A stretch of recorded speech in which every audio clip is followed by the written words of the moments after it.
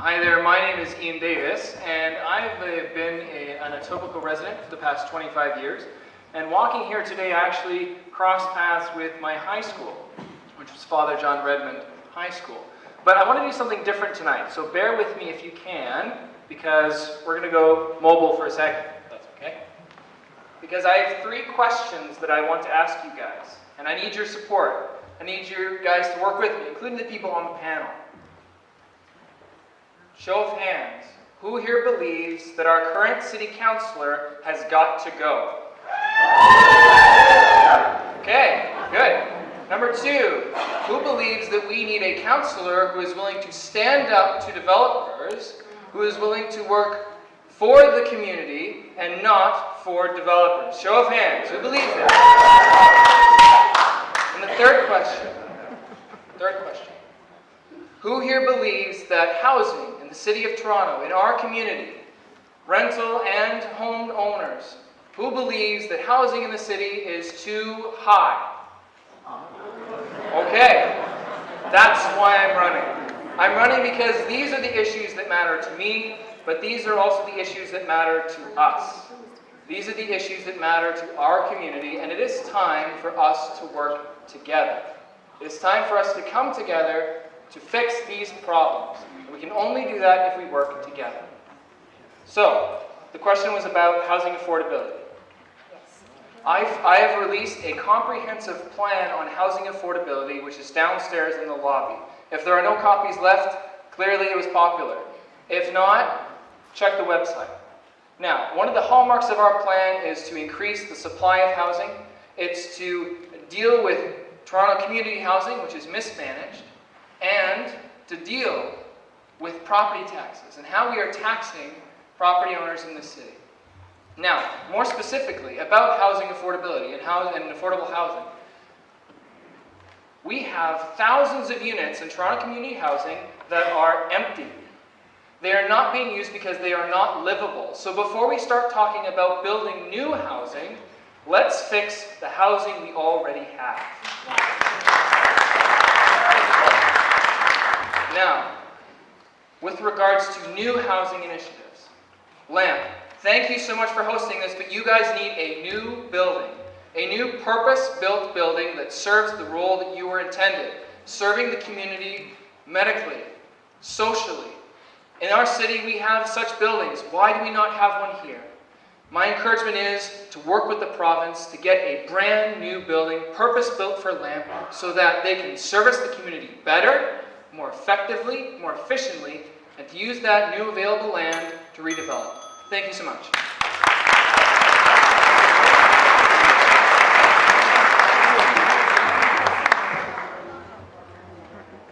Please go ahead. Okay, so I just have a quick question, which is, when do we get to do our opening statements? Yes, so introduce yourself and then respond to the question. Okay. So I'll do my opening statement first. So good evening, everybody. And first of all, many thanks to LAMP for organizing this event. My name is Pamela Gough, and I am your public school trustee for Etobicoke Lakeshore. I've served for 8 years here as the TDSB trustee, and a previous 3 terms, or 9 years, with the Etobicoke board. So I have a total of 17 years of elected service in Etobicoke Lakeshore, which is longer than the incumbent, Mark Grimes. I'm the only person on the ballot who has elected experience in both Ward 5 and Ward 6. And this means I have a unique record of elected service in all of the new Ward 3 that none of the others on the ballot can match. I am known as an award-winning civic leader who's listened to our community and has taken action to make Etobicoke Lakeshore a better place, especially in terms of road safety and livable, walkable communities. So what have I done? As a trustee, I've done a lot to make a difference. We now have, in Etobicoke, a Lakeshore-based gifted program for our public school students at Lanark. We have 2 new early immersion programs. Lakeshore Collegiate now has a very challenging and academic advanced placement program, and many school grounds have been revitalized. Overcrowding at Norseman has been addressed. But the thing I'm proudest of is my record on road safety. I have pulled the City of Toronto's Vision Zero road safety plan for school zones off the page and onto the radar screen in Toronto. And that means that children's lives are being saved every single day. If I could do this for schools as a trustee, imagine what I could do for you and the entire community as a councillor. Etobicoke Lakeshore, we're at a crossroads. We can continue with the status quo of unrestricted growth and development with little infrastructure, poor transit, congested roads, and dangerous streets where cyclists and pedestrians are killed or seriously injured regularly. Or we can choose a better way.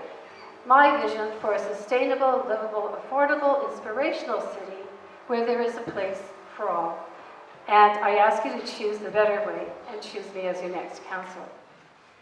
So moving on to the question of fast-track planning and city permit approvals. So that's a really interesting question. So the first thing I would do as a councillor would be I would meet with my staff to figure out where in the ward the city-owned lands are, because this question is quite specific. It is, how would you do fast-track planning and permit approval on city-owned land to expand Toronto's affordable and supportive housing stock? So, was that the bill? Okay. Okay, well, at any rate, I'd work along that line to make sure that affordable housing was built using inclusionary zoning, more co-ops, and creative solutions for seniors to team up with the city and get subsidies to, for example, make legal basement apartments so that they could have some rent to supplement their pensions. There's all sorts of ideas. Thank you. Thank you.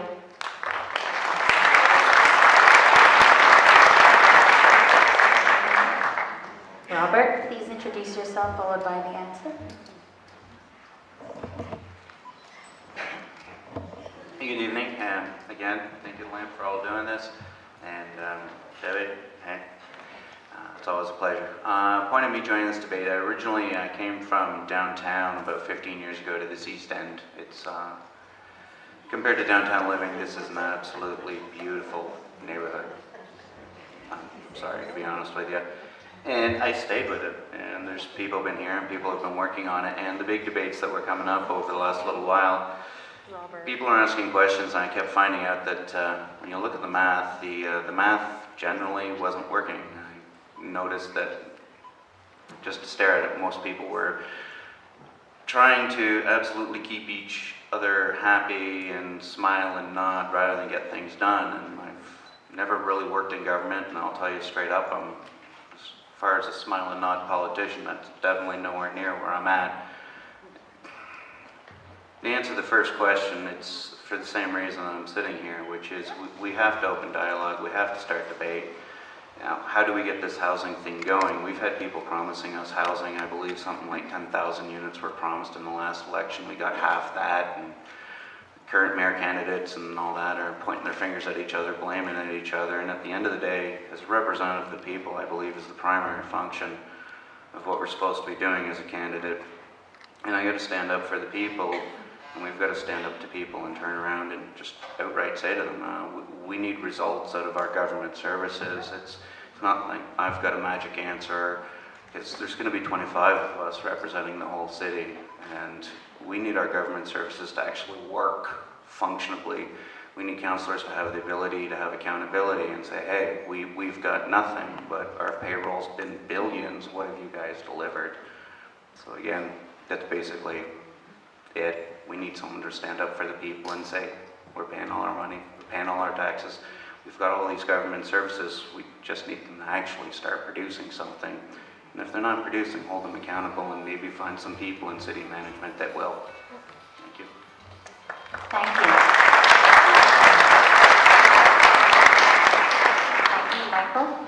Yes. Good evening. My name is Michael Julian. I'm running for City Councillor for Etobicoke Lakeshore, Ward 3. I've taken many jobs in my life, and my last work was a screening officer at the Toronto Pearson International Airport for 2 years. It was a very interesting job, and I met a lot of people at the airport. I have an education. I went to university, two in fact, but I did not finish at both of them. I studied a little bit of accounting and purchasing. I've had an interest in politics for 2 decades. I've been writing to politicians, all 3 levels of government, for more than 20 years. So I've proven to myself that I have an interest in politics and in writing. So I decided, instead of writing to the politicians, I'm going to be there and do what I preach. If, of course, residents endorse me and elect me. And I believe that when you have an interest in politics like mine, you discover a lot about the government, all 3 levels of government in Canada, their intentions, their attitudes towards the people, through their policies, and specifically towards selected groups of people like the poor, the French of the province of Quebec, and the indigenous people. Those are the status quos of this country, meaning there's no change in attitude and in policies from all 3 governments. So, I want to mention that I've lived in Montreal, I've lived in Ottawa, and I've been in Toronto for the last 12 years. As for the first question, apparently Jennifer Kesmats says there's a lot of land to be released for affordable housing.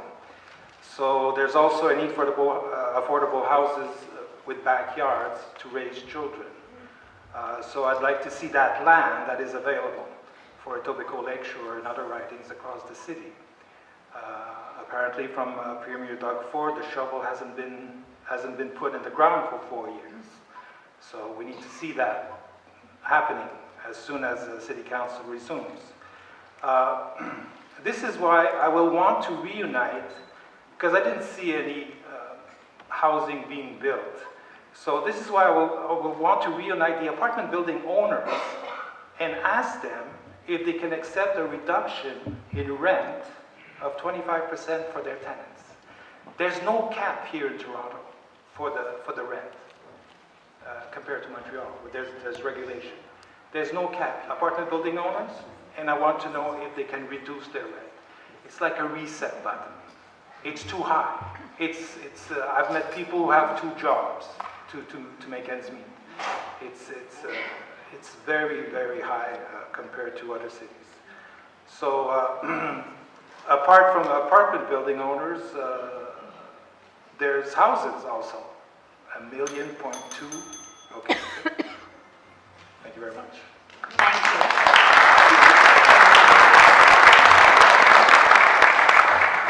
you. Good evening. Thank you, Godone. Thank you all for taking time out to come out and spend some time with all of us here tonight. I know we all appreciate it. My name is Amber Morley. I'm a lifelong and deeply connected resident of this neighborhood. I'm very thrilled to be on the stage where I've spent many years in my adolescence organizing shows for community and mentoring and supporting young people in our neighborhoods to be their best, to share their talents, and to work together collaboratively. So that's something that I'm really excited about. I proudly often say that I'm the poster child of LAMP. I started volunteering there when I was 11 years old. I went on to create a job for myself there with the South Etobicoke Youth Assembly, and I ran that organization for over a decade. So I'm very proud of my work and my roots here in the community, and so that's a little bit about me. I started getting interested in politics when I was around that same age, around 11, 12 years old. Many of my peers were engaging with our local councillor, the same councillor is still in place. And I noticed that, or when I was first shown that I can have a voice as part of these conversations, and I saw my peers taking that on and standing up to represent many of us who felt like we didn't have voices, I think that was when the first excitement about politics and about civic engagement started for me. I went on to, as I say, I worked for many years at LAMP. In 2013, joined City Hall as council support staff to Peter Milchin in Ward 5, which is now our new neighbors in the northern part of our Ward 3, Etobicoke Lakeshore, 25 wards. So I proudly served under Councillor Milchin, and I learned a lot from him, a seasoned councillor who was in place for over 20 years, and his complement of staff who also were very well-trained and well-versed in their work. So it was an incredible year of learning. I stuck around. Most recently, I've been working in John Campbell's office in Etobicoke Centre, Ward 4, as constituency assistant. So I'm very proud of the work that I was able to accomplish in that time and all of the learnings that happened there. I feel very ready to take my skills and my experience forward and proven record of community advocacy and community building, and to serve you all as the next councillor in Etobicoke Lakeshore. So that's my intro. With respect to the question on affordable housing, my mother raised my brother and I, shout out to you guys that are here tonight, right across the street, actually 13th Street, in a cooperative housing. And I know what an important and vital support that was for us to be able to thrive in this community and become civically minded, active residents here. So I would absolutely encourage more of the cooperative housing model, working as many of my peers here on the stage have mentioned vacant city land, activating that, working with Build Toronto, who stewards most of the city-owned land around the city, and seeing how we can collaborate to make best use of that. The last piece I'll just add, because my time has run out, is absolutely advocating through the planning process as the councillor to ensure that there are affordable units in all new developments. I would disagree that we're not building a lot right now. We're certainly building, we're just not building for the people. We're building for profit, and we're unfortunately leaving a lot of folks out. So that would be my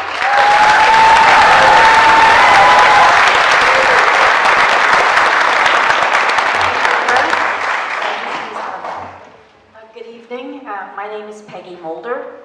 In the words of Mayor Tory, Toronto City Government is broken with respect to how effectively it works for the people. It is broken both internally at City Hall, as stated by Mayor Tory, and externally with respect to public consultation.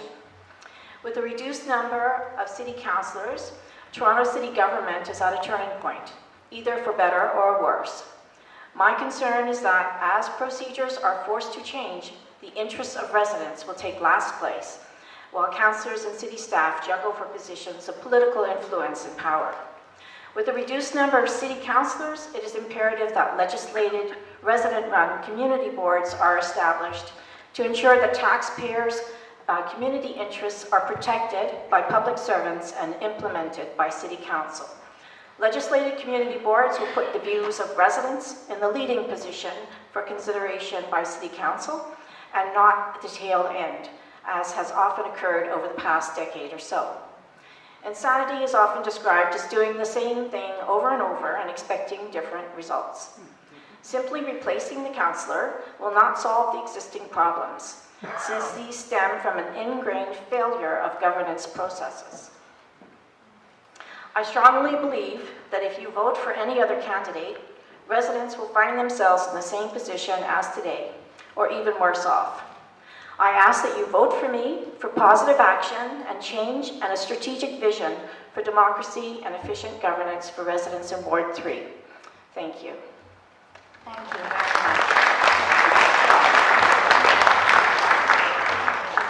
With respect to the question, what would you do to fast-track plan? Well, the first thing is showing up.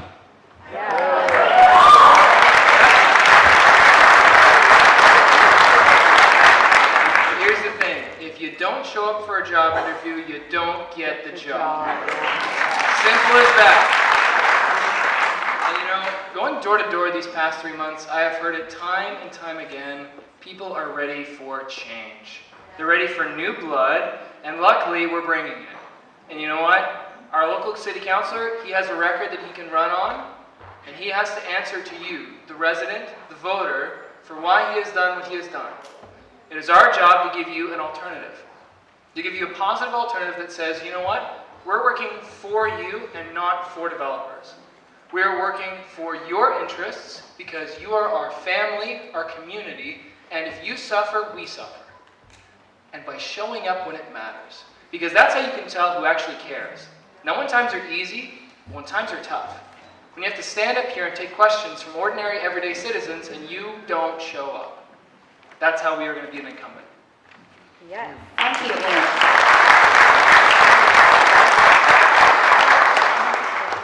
Thank you very much for the question. How do you beat an incumbent is a great question and is a very, very, very difficult thing to do. For those of us who live in the political bubble, we'll know that incumbents have, you know, a higher chance of retiring than being actually beaten by especially by a first-term candidate. And so we do have a challenge ahead of us. What I do like to think of myself as is pragmatic. When I decided to do this and I left my job at City Hall in January with lots of leeway ahead to plan, to rally my networks, to rally the troops, to build a team around me, and we've been very successful at doing that. We've gotten endorsements from Progress Toronto, from the NDP, from the Toronto Labour Council, and those have all resulted in a lot of people power and energy and people behind this More with Morley movement that we've created. So I knew all along I could never do it alone, that it would take a community, a united community, for us to really get change in our neighborhoods. And so I set off doing that in January. I'm very proud of everything my team and I have built together, and of all of the folks who've rallied behind and are pushing me forward as the candidate for Etobicoke Lakeshore. Woo!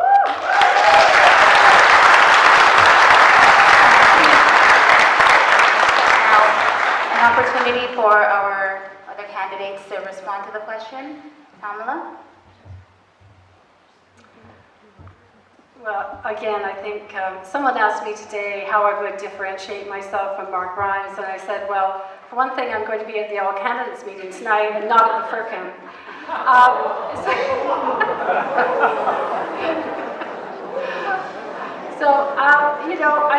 I think that sort of says it all. I have a long record at the TDSB of excellent attendance, not just at the TDSB board meetings, but at the many committee meetings that I sit on, one of which, for example, is the Aboriginal Community Advisory Committee, through which I was the trustee who brought the motion for the Indigenous acknowledgement that is now not only here starting our proceedings tonight, but also the acknowledgement starts the day of every single school in the TDSB, and I am really proud of that. So I guess all I can say is you beat an incumbent through your record, through your hard work, through your passion for community, through your community engagement, through the work that you do every single day listening to people and helping them. And that's how I plan on beating an incumbent. Thank you.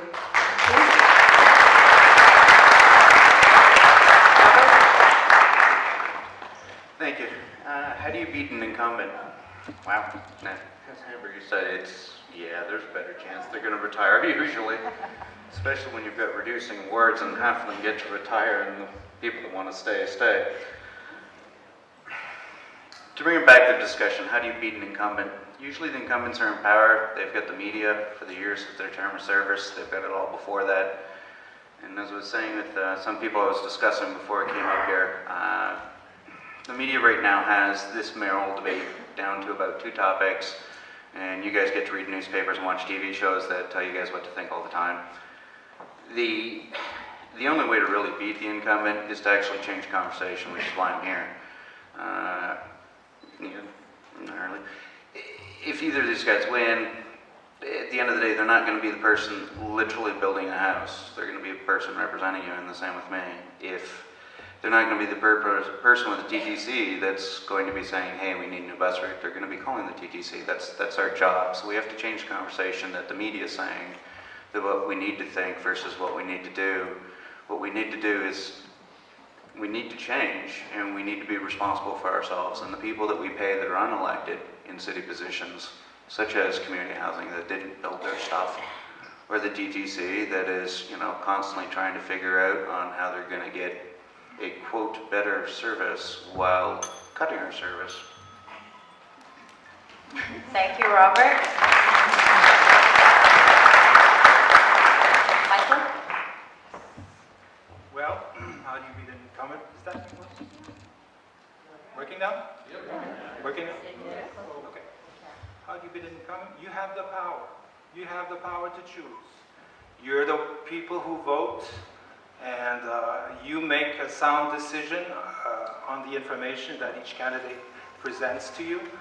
I have a platform. It's well written in my blog, in my website. My platform touches all of the city, all of the citizens of the city. It touches Toronto community housing. It touches transit. I want platform edge doors for the subway. We all remember the incident that happened in February of this year. People were packed like sardines on on the subway. It was very dangerous. So we need platform edge doors. That's part of my platform. Toronto Community Housing has been using a deferred rent payment system, which is deplorable. I call it very, very bad, very bad. They take 3 months of income, and they take 2 months to inform the tenant that they're going to pay rent on income they've earned 5 months ago. For the poor, that's a no-go. I mean, they don't have the money 5 months later. I've been pushing, I've been in contact with somebody at City Hall for this. I want change. I called her yesterday. I said, I'm not going to pay rent 5 months later. So you better change it. So you have the power to choose the right candidate. It's in your hands. Thank you.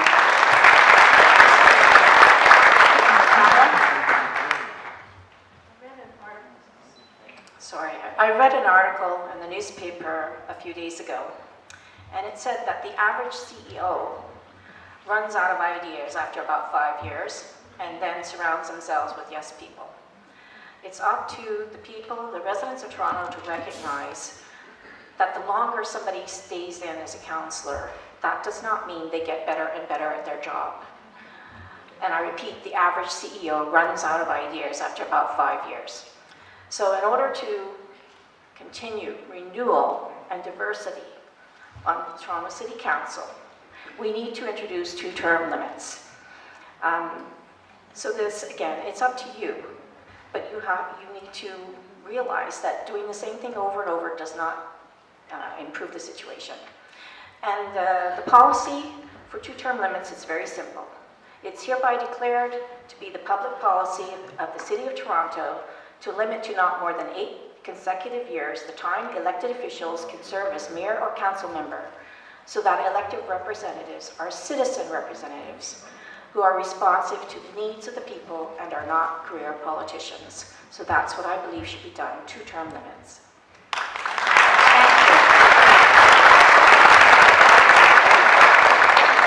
We are going to take our second question from the community on this side. Thank you.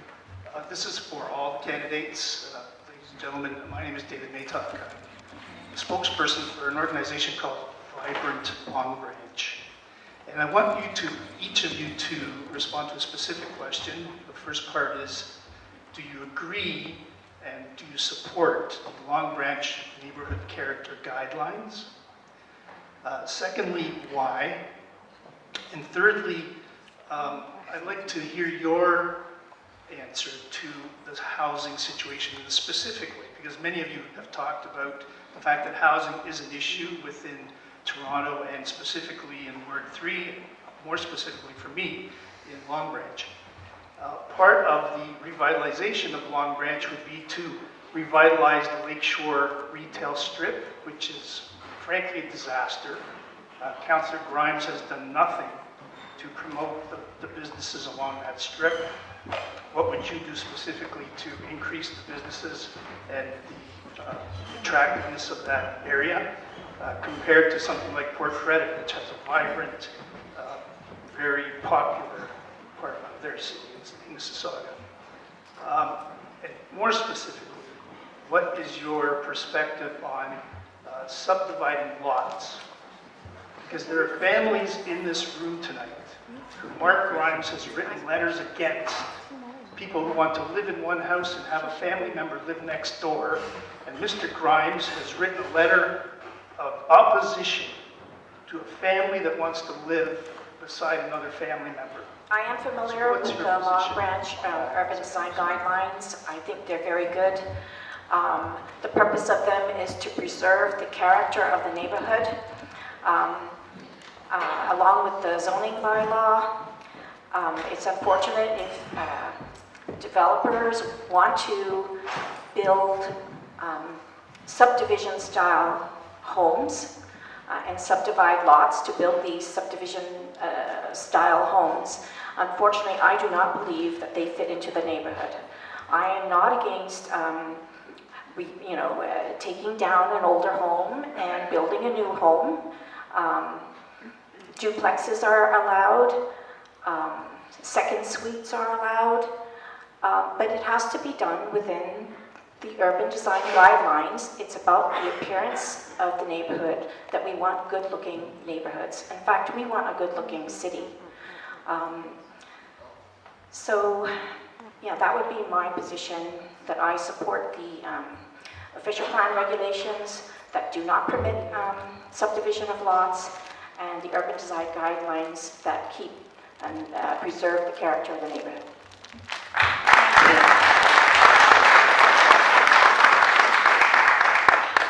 Thank you for your question. You guys can hear me, right? So with respect to the guidelines, I think they're important to make sure that we are able to maintain the characteristics, as Peggy spoke to, of our neighborhoods. Etobicoke is very unique, and I think we all live here and like to call it home for the reasons that we have a lot of green space, large lots, larger homes for the most part. I live in a town, I live in an apartment now, but not that I live in a home, but I appreciate the look and feel and vibe of Etobicoke, and I think it's important that we maintain that as best we can. That being said, as a millennial, as a young person in the city who's trying to stay in the city and afford to stay in the city, I appreciate the pressures on young families, especially to, make their money work for them. And if in some instances, if dividing the lot and creating a secondary home in order to allow for a good quality of life for them, I think that also should not be out of the question. And so for my part, I have a lot of experience working on behalf of the councillors at the Committee of Adjustments. So I know a lot about that process and helping residents navigate that. And so I would take lot splitting applications on a case-by-case basis in consultation with the applicant as well as the surrounding neighborhood, and really look at that as closely as I could, again on a case-by-case basis, for whatever's best for that particular neighborhood or that street and the residents there.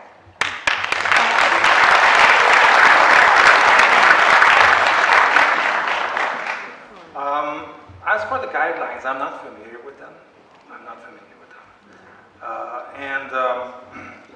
For the family member living next to another family member, that's fine. That should be acceptable. I mean, that's okay.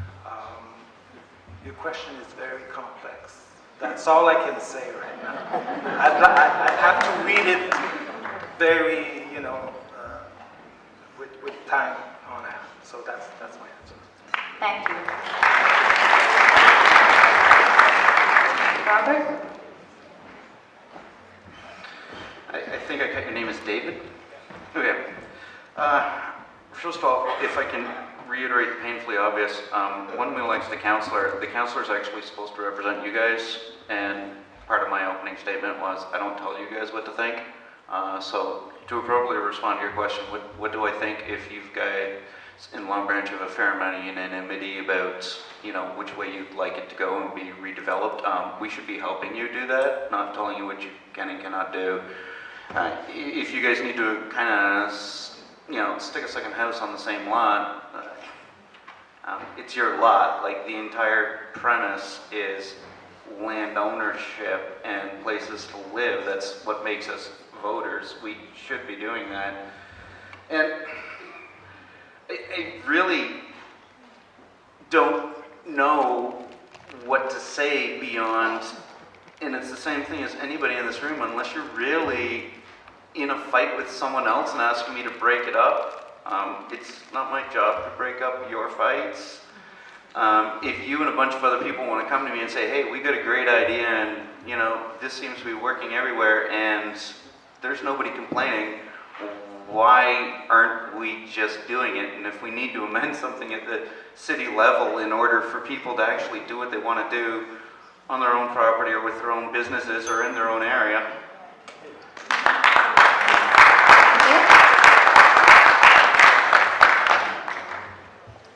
So I'm very familiar with the history and character of Long Branch, the fact that it was originally a cottage community built in the villa style with many of the beautiful older homes there still being intact with their heritage flavor. It's given that whole corner of southwest Etobicoke a beautiful feel that I know the residents really cherish and want to preserve And I totally understand that and want to do that too. I do think that the Long Branch Neighbourhood Guidelines are a great start in working within the overall framework of the master plan to try to preserve those aspects of the local flavour of Long Branch, those generous side yard setbacks, the front yard setbacks, the gables. All of these features are laid out in the Long Branch Guidelines. And as a councillor, I would encourage people to respect those guidelines. In terms of lot splitting, I know it's a huge issue in Long Branch. I know there's tremendous animosity towards the soldier houses, the long, narrow houses that are built side by side after the lots been split. I don't like them either. Again, we have to work within the official plan, and we have to guide the residents that want to, legitimately split their lot and build, homes for extended family next door. We have to work with them to have those homes in keeping with the character of the guidelines. Thank you.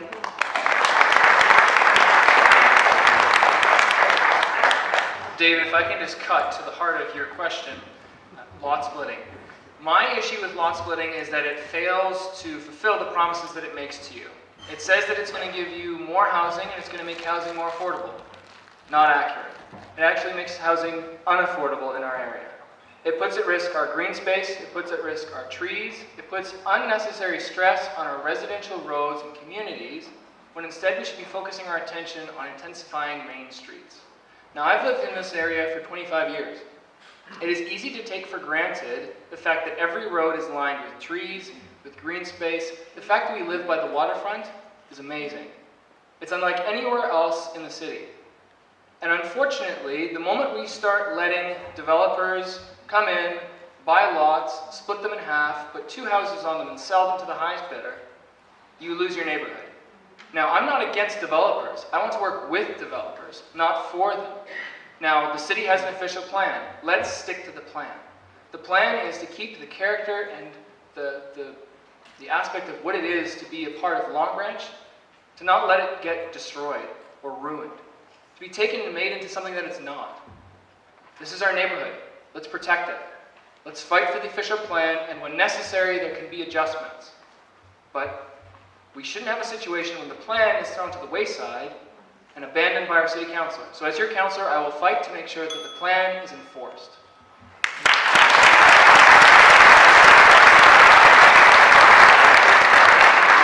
We're going to go back to one of our pre-written questions. Given you will be responsible for representing over 129,000 people, can you provide some specific strategies for how you will ensure you stay connected to this population and that their voices are heard? And we'll start on this end of the table with you, Iain. Pam? No, Iain. All right, well, the first thing is that we actually have a ward that has about as many residents as PEI. Okay, so first of all, we need a full-time city councilor who shows up to work, who shows up to make sure that votes are cast, to make sure that your voice is heard at City Hall. That's the first thing. The second thing is I believe in a community service mentality. Not customer service, community service. Because you're not the customer and I am not a business owner. We are a community. We have to work together to solve our problems. So let's work together to get things done. Now, what I believe is that because our ward is now the same size as the MPPs and the MPs, we here need a constituency office. We need a space where you can come in, say hello to your local city councilor, sit down and say, you know what? I have some problems. We need some speed bumps on our road. We have some issues because lots are being splitted right across the way. We have some issues because there's no affordable housing for us. The TTC isn't working for me. What are you going to do about it? Let's bring the distance between the councillor and the resident closer, not further apart. Let's not let the 129,000 resident versus one city councilor ratio get away from us. We can do it together, but we need to have a councillor who is determined and committed to working with you.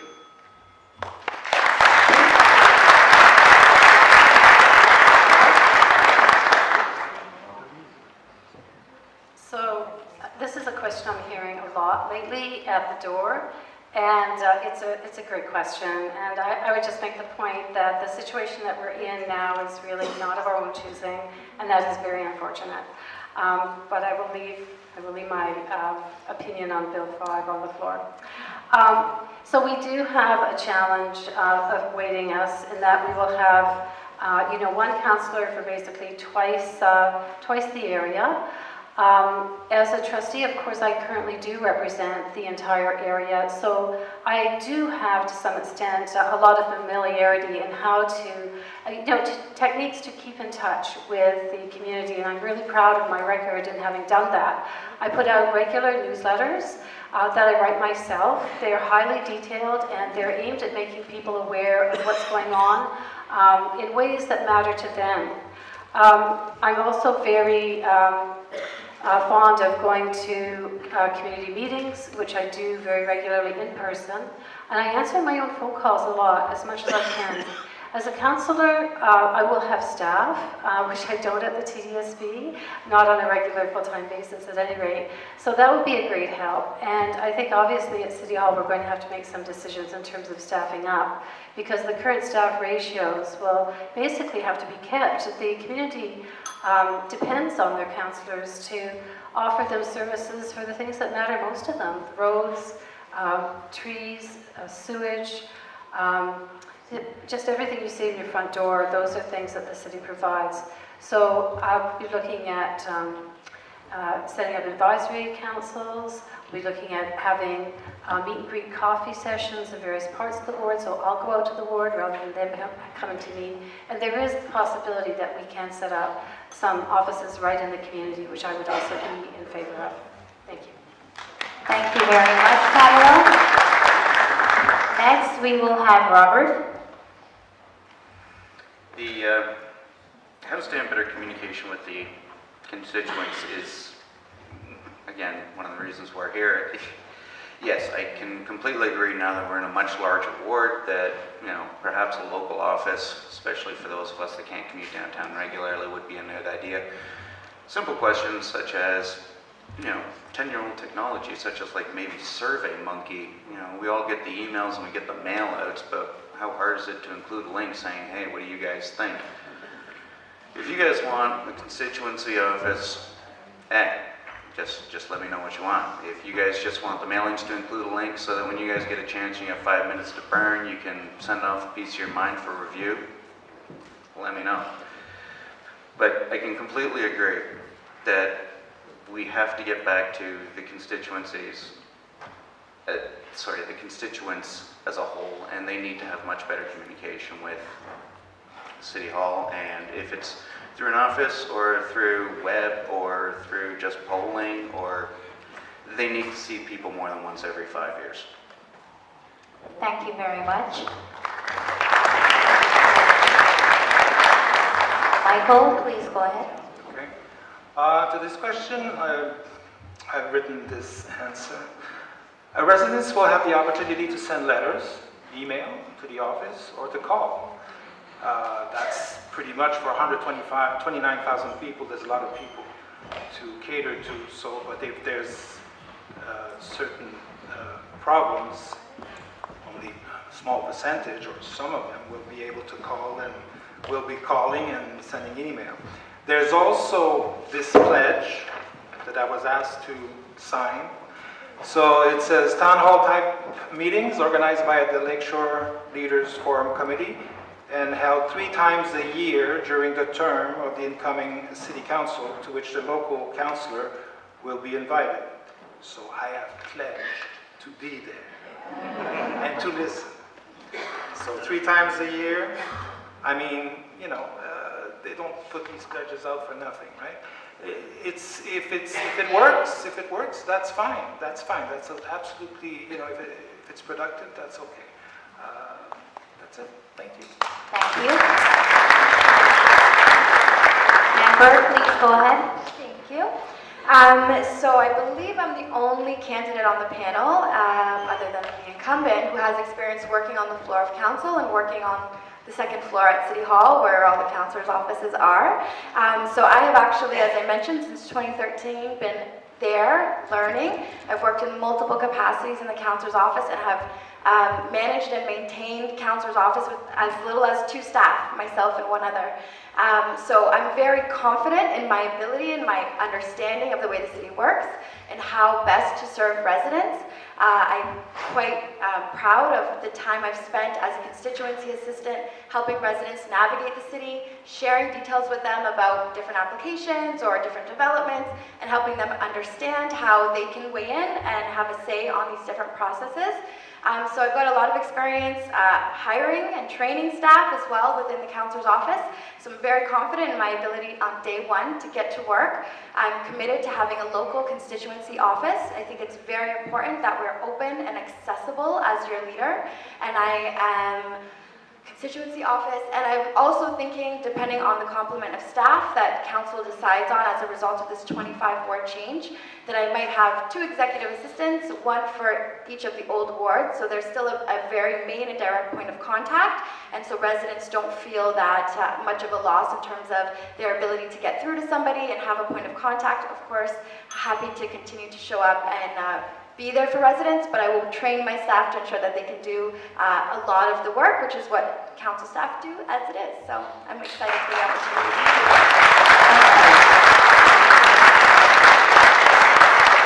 Peggy, please go ahead. So the question might be, how do other large cities manage this problem of public consultation? New York City, the average district size, which is an equivalent to a ward here, is 140,000 people. So in Etobicoke Lakeshore, we have approximately 129,000 people. In around 2013, I heard Paul Bedford, former chief planner of the City of Toronto, speak about community boards in New York City.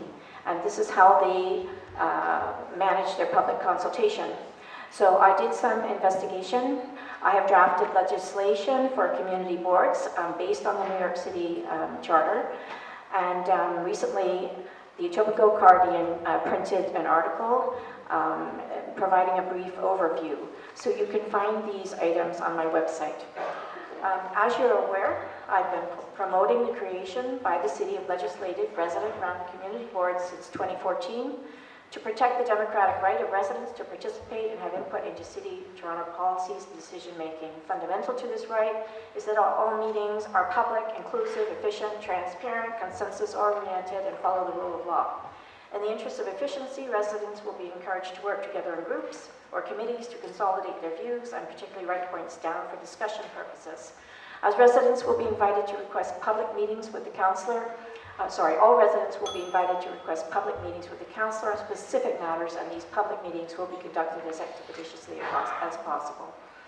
Minutes of the public meetings will be prepared for the public record, including presentation to City Council members. This is my commitment to the public consultation process. Thank you, Peggy. With my family involved in community, cleaning up the community, doing windows, garbage, snow plowing, landscaping, it could be any such thing. I've tried to voice my concern for the last 2 years. I haven't seen anything at all change. If I can refer to growing up in community and stuff, I don't know if you notice or if it's strange, like from you being 10 years old to 11 years old,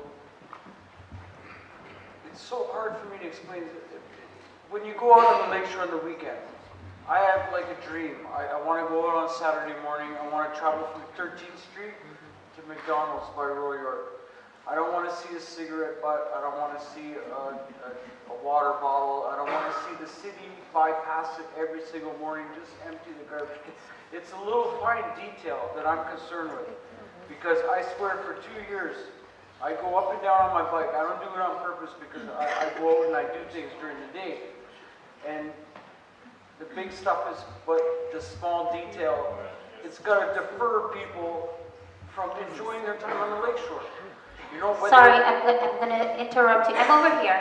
I just wanted to ask you to stay by the mic. We just wanted you to ask the candidates a question so they can get to the answer. Okay, what do you want to do to clean up the fine detail whether it's 1 week or somebody's got to travel all together, something like one big cleanup, and the shoreline too with the plastic debris. What are you willing to do about the fine detail in the city that brings us out to spend money and to enjoy with our families and feel so comfortable to walk around our community, you know, that we work so hard to upkeep, you know? Thank you very much for that question. We are going to start with Peggy. I know I sound like a broken record, but again, this is about community boards, where these types of issues, in fact, every issue, can be brought forward in a community.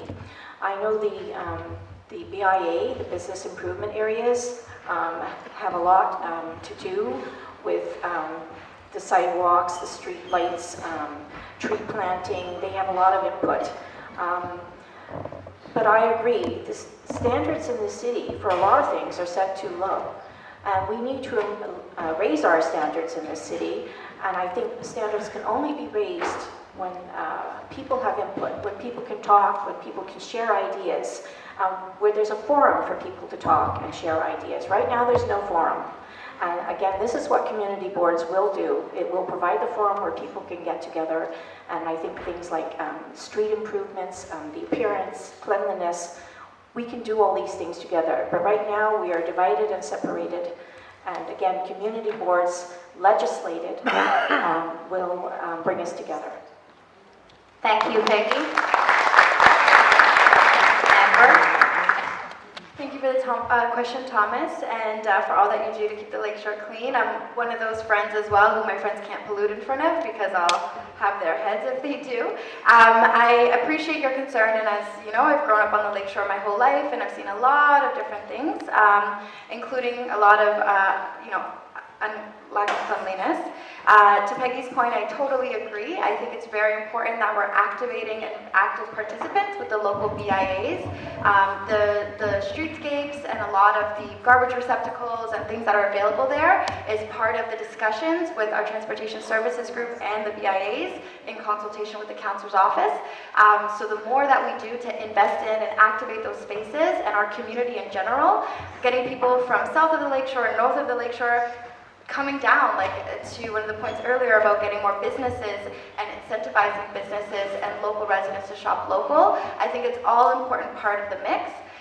Certainly communications campaigns around keeping the lakeshore clean is something that the city could take up. The other piece I didn't mention when we talked about how are we going to stay in touch with residents is that my educational background is public relations. So I think there's a lot of creative ways that we can just communicate with one another and also lead by example to start to really get to the heart of some of these issues. Thank you. Michael, please go ahead. So you're raising an issue, and I would have to look at what can be done about it, because frankly, I would have to look into what can be done to improve the situation. But raising the issue is great. That's fine. I mean, that's my answer. Thank you very much, Michael. Robert?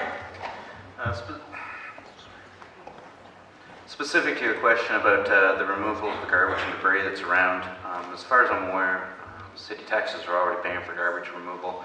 I don't know if you guys have seen them in the room. I haven't seen them in the last little while. The little guys that literally drive around on the shop backs and just go suck stuff up on the street that somebody didn't bother to put in the garbage. If we're saying that we've got a constant and ongoing problem with garbage still being on the street, I want to find out where this dude is and if he's actually doing his job. Because I'm pretty sure I've seen him and we've got a couple of those, quite a few of them in the city. And if he could maybe do his job and like vacuum up the garbage so the garbage people, because that's kind of why we're paying taxes, to give them a paycheck. Thank you, Robert. Pamela, please go ahead. Thank you very much. And first of all, I'd like to thank you, Thomas, for the question. It's a great question. And I understand really deeply the pride that we have as residents of Etobicoke Lakeshore in our beautiful natural setting. The proximity of the lake is truly unique, and it makes us very blessed to have it. We've got these amazing parks. We've got Sam Smith Park, we've got Hunger Bay Park, East and West. All of those need to be cherished, and there has to be a lot of stewardship involved in the parks as well as the streets. My background is in environmental science. I have a Master's of Forestry from the University of Toronto. My specialty was ecology. I am all for clean communities. I'm all for stewardship of our beautiful parks. I have been involved for many years as a trustee in the community cleanups that happen as part of Clean Toronto Together. And actually, as part of my instigation, in the TDSB, we have a little contest going every year with all of the schools, all the 586 schools in the TDSB. They vie with each other to see how many schools in the same district can take part in community cleanups. So our schools and our school children are doing a lot of that, and I know that our citizens are as well. So that's the sort of the first part, which is actually sort of collecting the garbage. The second part is preventing the garbage from being there in the first place, and that really speaks to community pride. For that, we need to work, obviously, with the BIAs and the community associations and with all the residents. Thank you. Thank you, Pamela. Iain, please go ahead. Thank you, Thomas. You waited patiently for so long to ask your question, and it's a good one, because if you love this area, then you care what it looks like. Not just because you are vain or anything like that, but it's not pleasant to walk down the street and see cigarette butts or for it to smell nasty. Well, the thing is that there are city staff that are responsible for making sure that our streets are clean. If you have city staff, they need to be proud of their work, to take pride in their work. Where they see a street that is dirty, they make it clean, and to encourage them when they do a good job. But I think there needs to be a change of mentality, which sees your job working for the city as something you should be proud of, working hard. But also, as for the issue that has already been raised about community cleanup dates, I think that it's a great thing that our community can come together to work together to make our space more beautiful. Because if you're working with one another, if we are working together to make our community clean, we are going to cherish it more. We're going to care about it more than if we get somebody else to do it and we just pay them. I think that it is a good time for us to come together as a community, to use it as an opportunity for us to get to know one another. My church community, we schedule quarterly cleanup dates, and everybody's there and everybody's pulling their weight. I think that's something we should encourage and strengthen and promote even more than we are doing right now. Because this is our environment, you only get one chance at it. If you mess it up, there's no do-overs. And we are going to take a question from this side of the room. Good evening, and thank you for this opportunity. My name is Marcello Lavalle. My question relates to the very first question that was asked this evening. I think you can remember what that was. It related to how do we defeat the incumbent. So my question is very simple. What is the position of each member on the panel, their position regarding term appointments? We've heard from one candidate already. I'd like to hear the others. Thank you. Term appointments. Can we just get clarification? Marcello, is it term limits or term appointments? Term appointments. Appointments.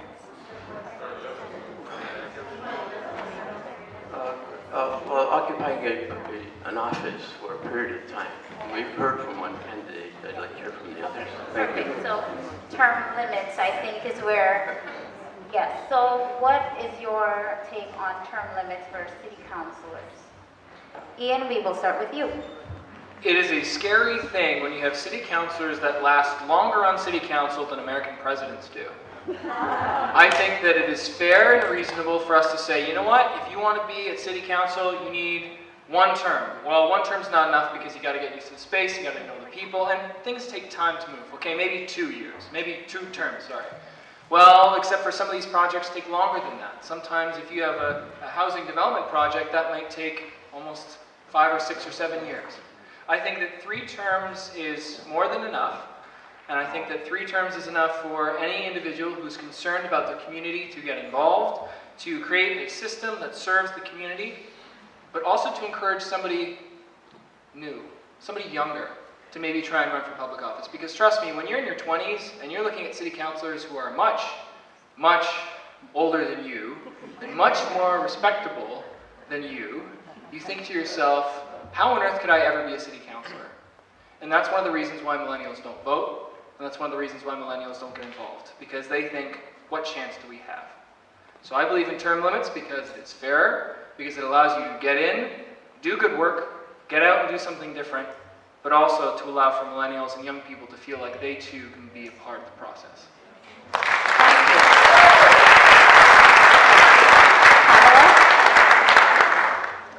So I am in favor of a 2-term limit. I think, I agree with many others. There needs to be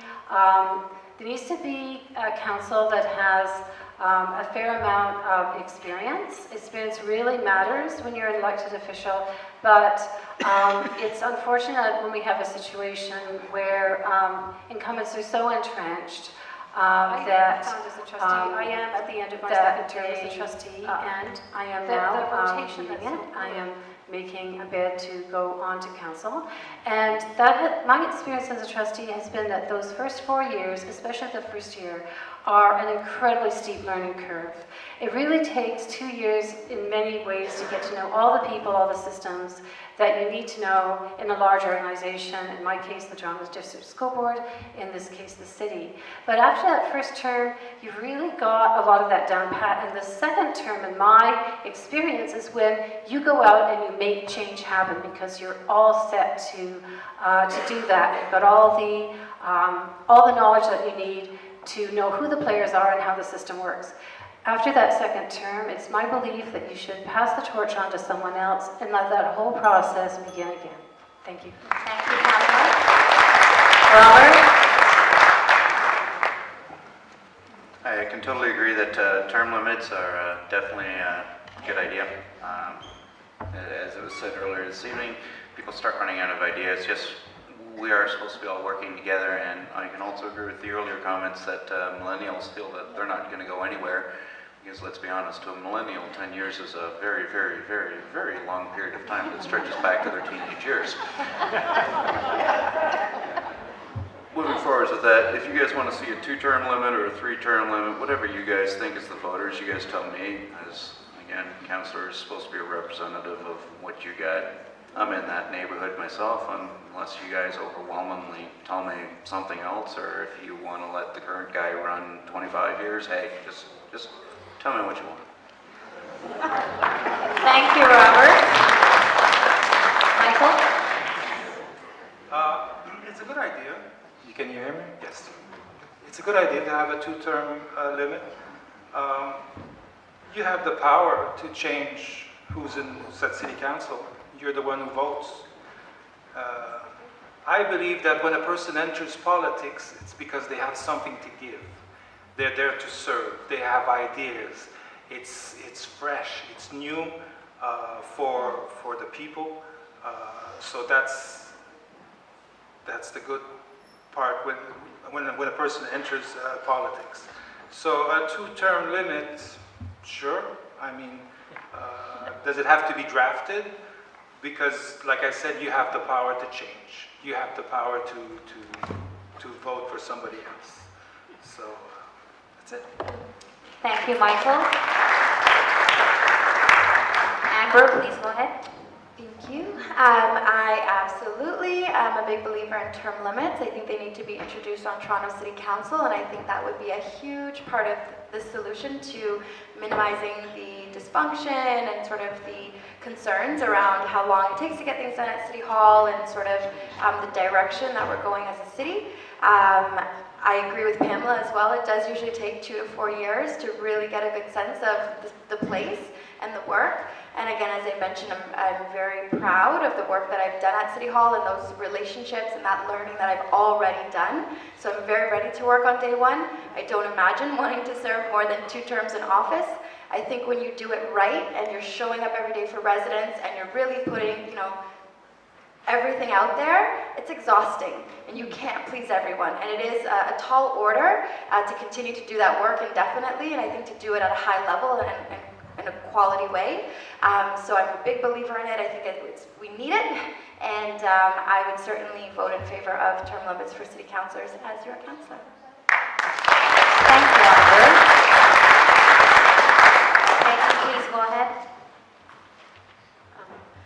Well, since I brought up term limits to start with, obviously I support 2-term limits.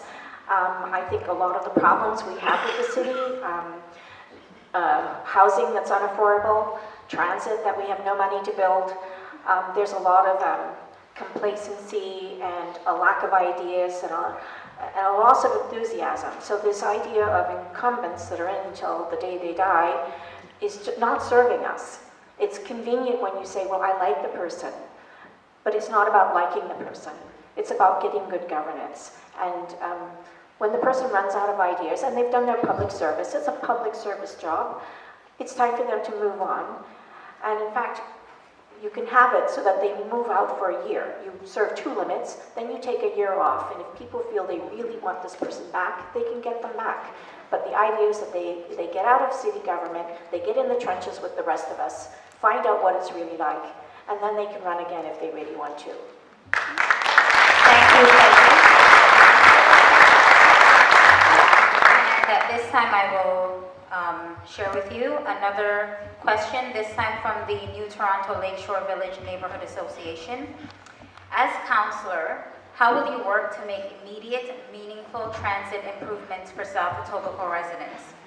Combining TTC and GO remains prohibitively expensive. The 508 service has been discontinued and the still unreliable 501 service has a new forced transfer at the Humber Loop. A Park Lawn GO station and a Waterfront West LRT would be great, but they are unfunded and likely at least a decade away. What short-term improvements will you propose? I am going to start on the other end with Peggy. Comparatively speaking, South Etobicoke has better public transit options than many other areas of the city. Using TTC and GO, South Etobicoke residents can arrive downtown within an hour. Residents in other areas of the city have fewer public transit options, taking many hours to reach their destinations. New public transit alternatives rest on the keyword unfunded. The province of Ontario has a significant debt on which it pays $11 billion per year in interest. In comparison, the City of Toronto's annual budget is also $11 billion per year. Consequently, the limited dollars available for building new public transit infrastructure need to be wisely allocated. For instance, the one-stop Scarborough subway could be rerouted along the existing Scarborough LRT right-of-way, eliminating 5 kilometers of tunneling and saving billions of dollars in construction costs, which can be allocated to other transit infrastructure priorities. In this regard, I support uploading Toronto rapid transit projects like the Scarborough subway to the province through Metrolinx, including necessary consultation and coordination with Toronto Transit Commission's planning and operation of the TTC system of streetcars and buses. It is expected that the province through Metrolinx will take responsibility for the long-term 100 years planning and financing of mass rapid transit in Toronto. Thank you, Peggy.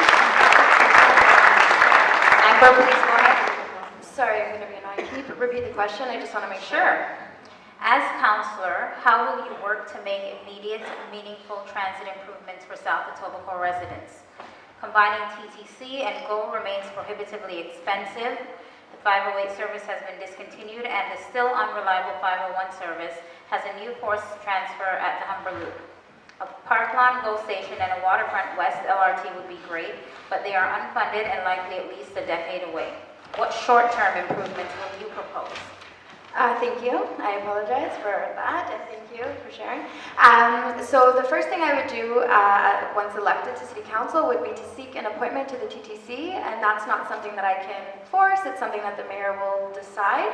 But I think that it's very important. As Peggy mentioned, we do have a lot of transit that runs through our neighborhoods. It's just not always serving us the best way that it can. So I'd want to have a front row seat at that table to ensure that we can prioritize transit and services in Etobicoke Lakeshore and ensure we're getting our fair share. Supplementing streetcar services with rapid express bus routes would be something that I would be very keen to look into. I know I've heard at the doors when folks have talked about the track work happening, that the bus service was more reliable and way faster anyways. So I think a mix and a combination of reliable, efficient services is what our neighborhood wants. I know I've lived at 13th Street and Lakeshore, as I mentioned, and traveling into downtown on the streetcar over the last number of years has gotten more and more impossible. I actually ended up purchasing a vehicle, which didn't really help because then you're sitting on the road as opposed to sitting in transit. And so we definitely need to get busy. We need to have councillors who ride the TTC who appreciate that a forced stop at the Humber Loop is so inconvenient and completely unnecessary. And so I think we need to just really make sure that we're present, we're active, we're working on getting as much more supplementary services in the interim until we get to more long-term solutions. And that would also look like advocating to moving our waterfront LRT up on the city's priority list, as we have such a hugely densified population, especially in Humber Bay Shores. We need to get people moving. And so I think there's a case to be made with the city to move that up on the priority list and to get some funding allocated. Thank you. Michael, go ahead. I would have to look at this. I don't have all the information. I don't have all the details. I mean, the question is well written, but I mean, I'd really have to look, at how many people ride this, a service line, and so in terms of short-term improvements, you can always add streetcars and buses to service the need of the residents on a short-term basis. But like I said, if the problem is more complex, then we'll have to look at it with time. Thank you. Thank you, Michael. Robert, please go ahead. This was a fun one for me when I first saw it. First I had to figure out that they discontinued into the forced loop. That was annoying. Yeah. Moving forward with that, again, I've been in the Mimico neighborhood for 15 years. When I moved to the Mimico neighborhood, it got known to me that, within the 10-year plan, we're going to have the new LRT running across, and it's been 15. I'm kind of wondering where it is. Any of you guys that are also old enough to remember the last federal election, some of the campaign stuff that was coming out, that the old Christie Pitts stuff, Park Lawn, is going to be used for transit infrastructure in a giant hub. We're going to get a GO station and a whole lot of buses, and I'm seeing about as much going on there as I am on this LRT thing that we've been talking about for probably 20 years. If we could maybe make some calls and start finding out that if the province wants to start running this, are they going to give us service? If the feds are going to promise us money, are they going to give us the money? If somebody's going to put a plan in motion and do all the stuff and pay all the committees and pay all the workers to do their stuff and give us a report saying, okay, in 10 years we're going to have our harborfront LRT extended, or if we're going to get our own, or why are we paying people and not getting any results? And as a representative, I've got this novel idea of going in and saying, hey, our property taxes are going up because as a percentage and our house values are going up, and now we're paying out the butt. Could we maybe get the same services we had 10 years ago? Thank you, Robert. Pamela? Thank you. I found the question to be a really interesting one. As a TDSB trustee, I always take the subway to go up to the North York Civic Centre where the board meets, and my Metro Pass gets frayed by about the second week into every month. I love public transit, I love the TTC, and I love the subway. Here in the Lakeshore, we've got several really good long-term plans. We've got the Waterfront Transit Network Plan that the TTC and Waterfront Toronto put together. It's been approved by council, but it's still a long way away from being realized. We also have the Park Lawn Lakeshore Transportation Master Plan. Again, an excellent plan with its it's a move towards increasing investment in not just public transit, but increased pedestrianism and cycling networks. All of those are part of a long-term solution. But the question is all about what are your immediate ideas? So I address that, given the fact, however, that transit does take place in a very long-term framework. There aren't a lot of really quick fixes, unfortunately. But I would say that the 501 streetcar does need to have more efficient service. And practically one of the ways that we can look at doing that is by reducing the number of short turns that happen at Roncesvalles so that more of the streetcars go right through the Humber Loop and through to the Long Branch Loop. The 145 Express is really useful, but the fare is a double fare. It should be just a single fare. And if it was, there'd probably be more people riding it, and then it would be able to run more often. At any rate, there's some of my ideas. Thank you. Thank you.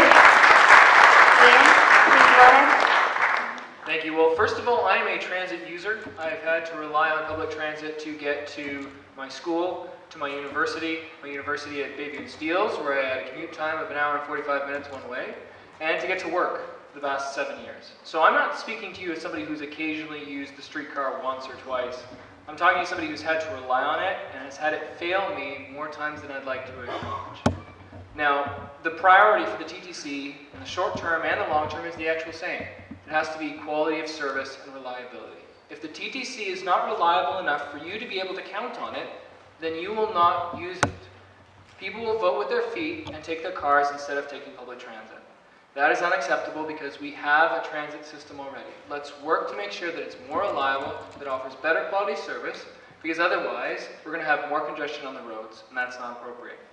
Now, on more citywide issues, I do not support a one-stop express stop subway line to Scarborough. I think it is a colossal waste of money, and we could be taking that money and putting it into improving service here and anywhere else in the city. Instead, we're wasting it on an idea that doesn't work, that the experts say doesn't work.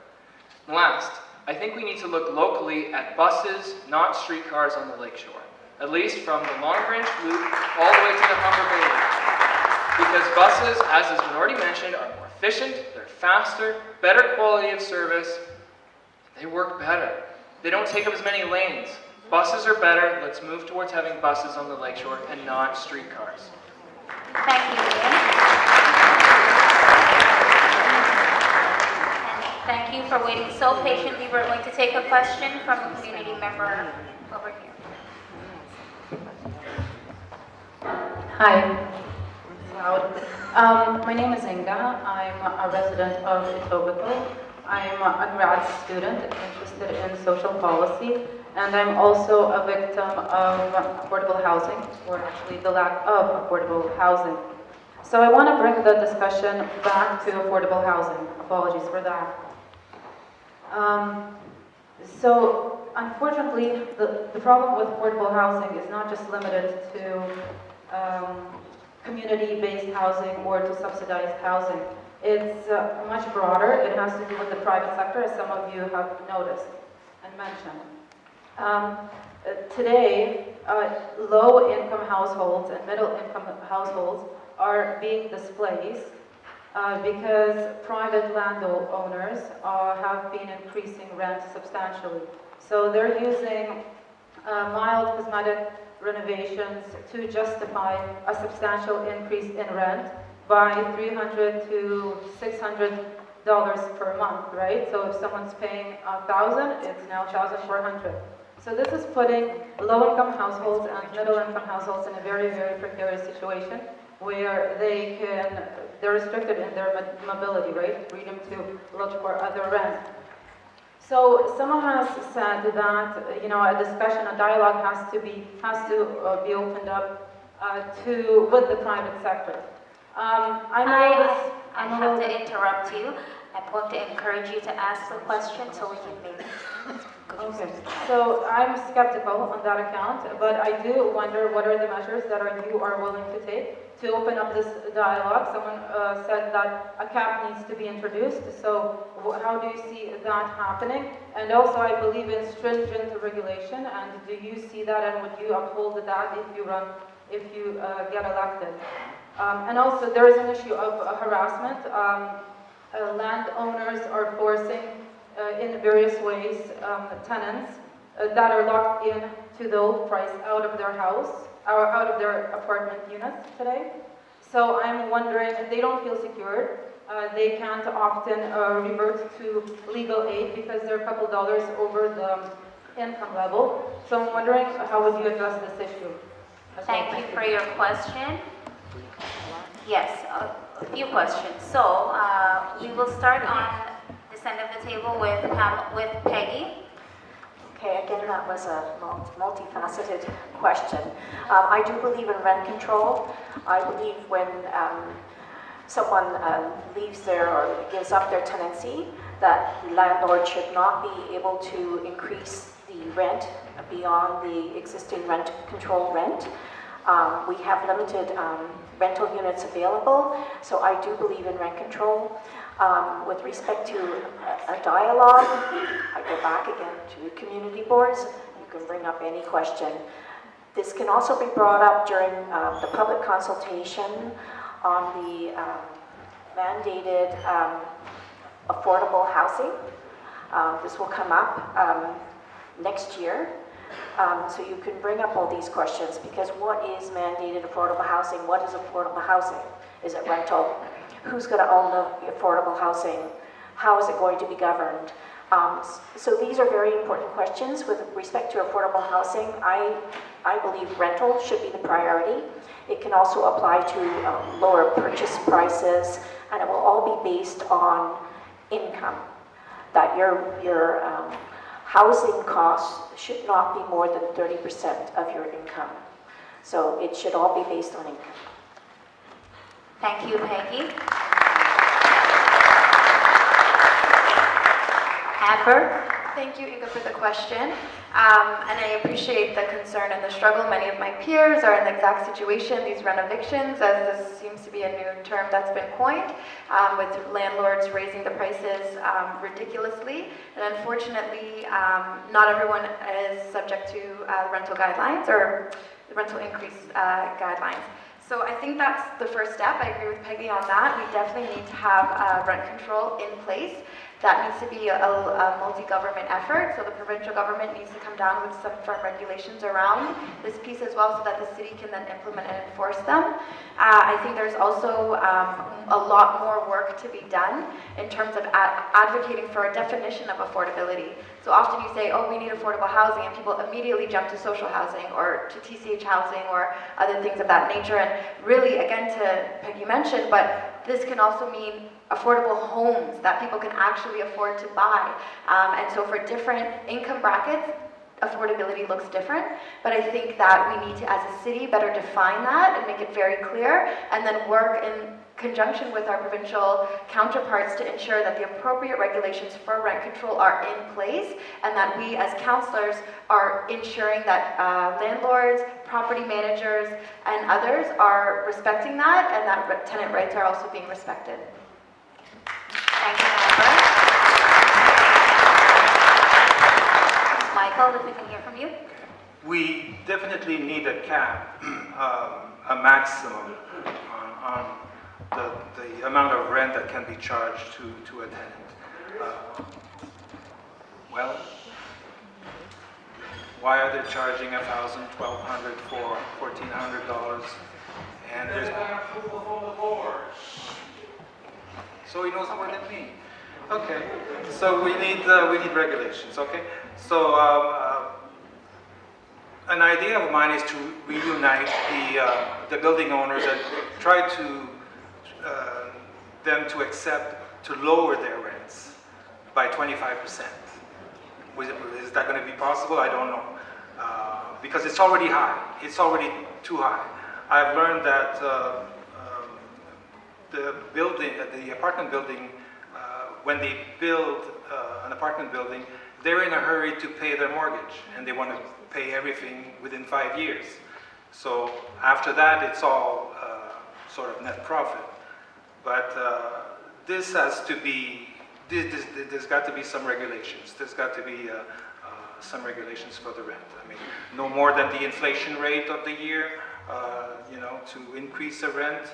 So that's an idea. But I'm interested in getting those guys to sit down at the table and see if they're ready to reduce their rent, just for everybody's sake. Thank you, Michael. Robert? This for me is kind of like a math question. I agree with the guy in the audience. Yeah, the board just approves it.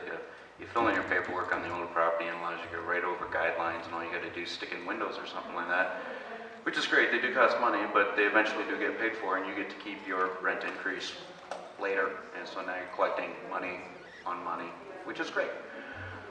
Vancouver had a problem with this. They moved in financial circles, they realized that the international money was just gobbling up, and if somebody will pay a price, somebody will grab it. Vancouver shut that down, and obviously that money came to Toronto, since overseas money was used to now shopping in Toronto. New Zealand shut it down real fast. They shut it down with a 25% surtax on foreign ownership. That shut it down real fast, and housing started getting affordable to people real good again. We need to look at what's going on globally in foreign countries and that of our own country, and start finding those solutions with some actual severity. Because yeah, as the guy said, the board will just approve it. When that expense is paid off, they get to keep the money. The newer properties, the board doesn't even get to, they can do whatever they want past a certain year, as far as I know. You guys are taxpayers. If you guys want a foreign ownership surtax, let me know. If you guys got other ideas that'll financially work, let me know. But you guys should be buying the houses, not some Thank you dude very much for the question. a lot of money. It's a really difficult question. I am very aware of the renoviction situation, and I have had friends who have been in that situation themselves. If this is a simple problem, it would have been solved already. This is one of Toronto's most major problems. Housing affordability is deeply entrenched in the private sector, and controlling it through public policy mechanisms has proven to be incredibly difficult, which is not to say that we shouldn't do it. I think we do need to use inclusionary zoning, as I mentioned before, to ensure that in new developments a certain percentage is affordable in terms of being at 30% of income or less. I think the city needs to have a public policy framework around increasing our rental housing stock, and that could be done in a variety of ways through incentives. There's a variety of ways that we can approach this problem. None of them are easy. All of them are incredibly delicate. But I think ultimately the city has to take its responsibility very seriously to create a real framework for affordable housing that they can actually stick to create a certain number of units per year or per 5 years. Thank you. Thank you. Iain? It's Inga, right? Okay. If you're being harassed by your landlord, then you need somebody who's going to stick up for you. You need somebody who's going to fight for you, who's going to be going to their office and saying what you are doing is 100% unacceptable and not welcome in our area. If you do not have that, then that is the role your city councilor should be playing for you. Because it is unacceptable for residents, paying residents, to being taken advantage of by landlords. First thing, we need a councillor who's willing to stand up for the residents. If that's not happening, that's got to change. Second of all, our property tax mill rate actually places an overly high burden on rental housing, which means that they get charged a higher rate for their property taxes than homeowners. They take that extra that they're charged and they put it on to you. Now, one of our plans is actually to harmonize the mill rate, which means that they're going to be charged about the same rate for property taxes. Now, you might think, wait a second, they're just going to pocket the money for themselves. Except for, the difference is that the City of Toronto will actually, they are mandated to pass the savings on to you. If their property tax rates go down by 2.5%, they're legally obligated to pass it on to you. And if they don't, the city has to step in. That's what we're going to do. If we increase the supply of affordable housing or housing in general, the price of housing will decrease. That will give yourself additional options. Now, you may be in a situation where you can't afford to move anywhere else, but if we build more housing, that will change. You need an advocate for you, somebody who's going to stick up for you, and I am that advocate. Thank you, Iain. And we are going to take a question. I'll step up from behind the wall. My name is Carmen. I'm a long-term Etobicoke resident, And my question relates to the Legion Road extension, the $50 million Legion Road extension. I understand that the incumbent Mark Grimes has thrown his support behind this 300-meter section of road. My question to you is, do you support this extension? And if not, what would you do in Etobicoke South as better use for $50 million of taxpayer money? Thank you. Thank you for your question. Iain, let's start with you. If you have been driving at rush hour in Humber Bay Shores near Parkland and Lakeshore, you know that congestion is no joke down there. And there is no solution on the way except for what the gentleman just mentioned. That is a solution that will ease congestion. By extending Legion Road all the way down, we actually will be able to ease congestion for the area, for the residents. Now, there are thousands of people in Humber Bay Shores, and more thousands are on the way with the development of the new towers. Now, if we don't get on this quickly, if we don't work to extend Legion Road, then that means more cars, which means more congestion, which means that their quality of life, the quality of life for people in Humber Bay Shores will be decreasing. That is unacceptable. I think that is a fair use of $50 million. In fact, it should have been done easily a decade ago. The fact that it's taking this long is unacceptable. But that being said, by all means, my full support.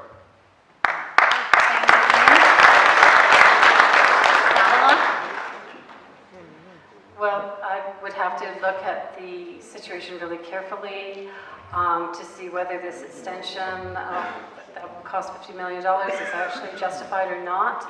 I don't know. I would say that if it's a one-off solution to try to ease the congestion in Humber Bay Shores, that there are many other things aside from a road extension that need to be done to ease the congestion.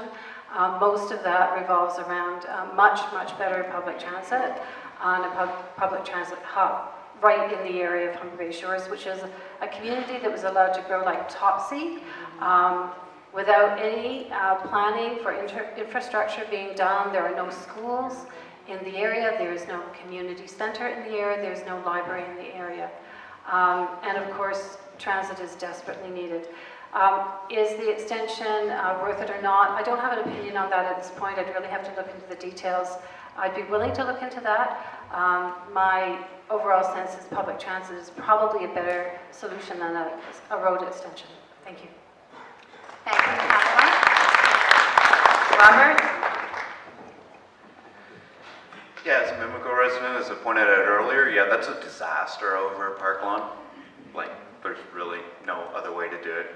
And as Iain just mentioned, and I mentioned in my last statement, the feds really aren't coming through with this transit hub, and we've got new towers going up at Christie. So the transportation isn't about to happen.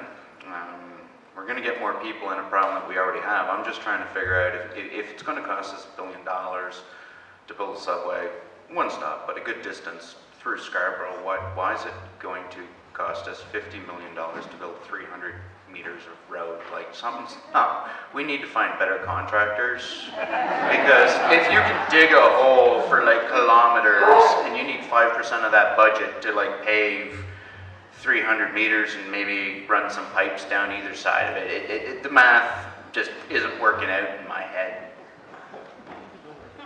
Thank you, Robert. Michael? I'm not aware of the Legion Road extension. So, really, I'm not. So, 300 meters of section of road for $50 million, that's a lot of money. I'd have to look at it. Thank you, Michael. Amber? Similarly, I unfortunately am not informed on this particular initiative, so I would certainly want to look at it before I could give more of an informed answer to your question, Carmen. Thank you for that. But I do agree that there are much bigger like moving people through the Humber Bay Shores community is a huge priority. I think this council in general has a history of big ticket items that aren't always the most efficient, creative, or thought out or evidence-based decisions. And I think that we really need to make sure that we're evaluating all of the facts in front of us, looking at how many people's quality of life would this improve, and are there some outside of the box solutions like Transit Hub, which is absolutely needed in that neighborhood, or even redirecting some of those funds. $50 million is a lot of money. We could build a full service community center for half that on the Christie site. That would be employment, that would be, again, services and improving the quality of life for the residents in the neighborhood. So I think we really need to look at our priorities and also the evidence in front of us and decide what kind of a community we want to build moving forward, and not just continue to build buildings and roads, but also the infrastructure that's required for people to have good quality of lives here. Thank you, Amber. Peggy, please go ahead. I've heard this idea.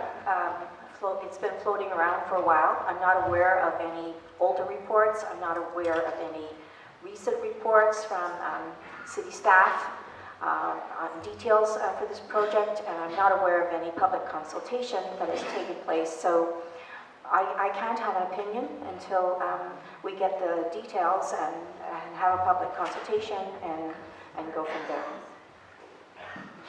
Thank you, Peggy.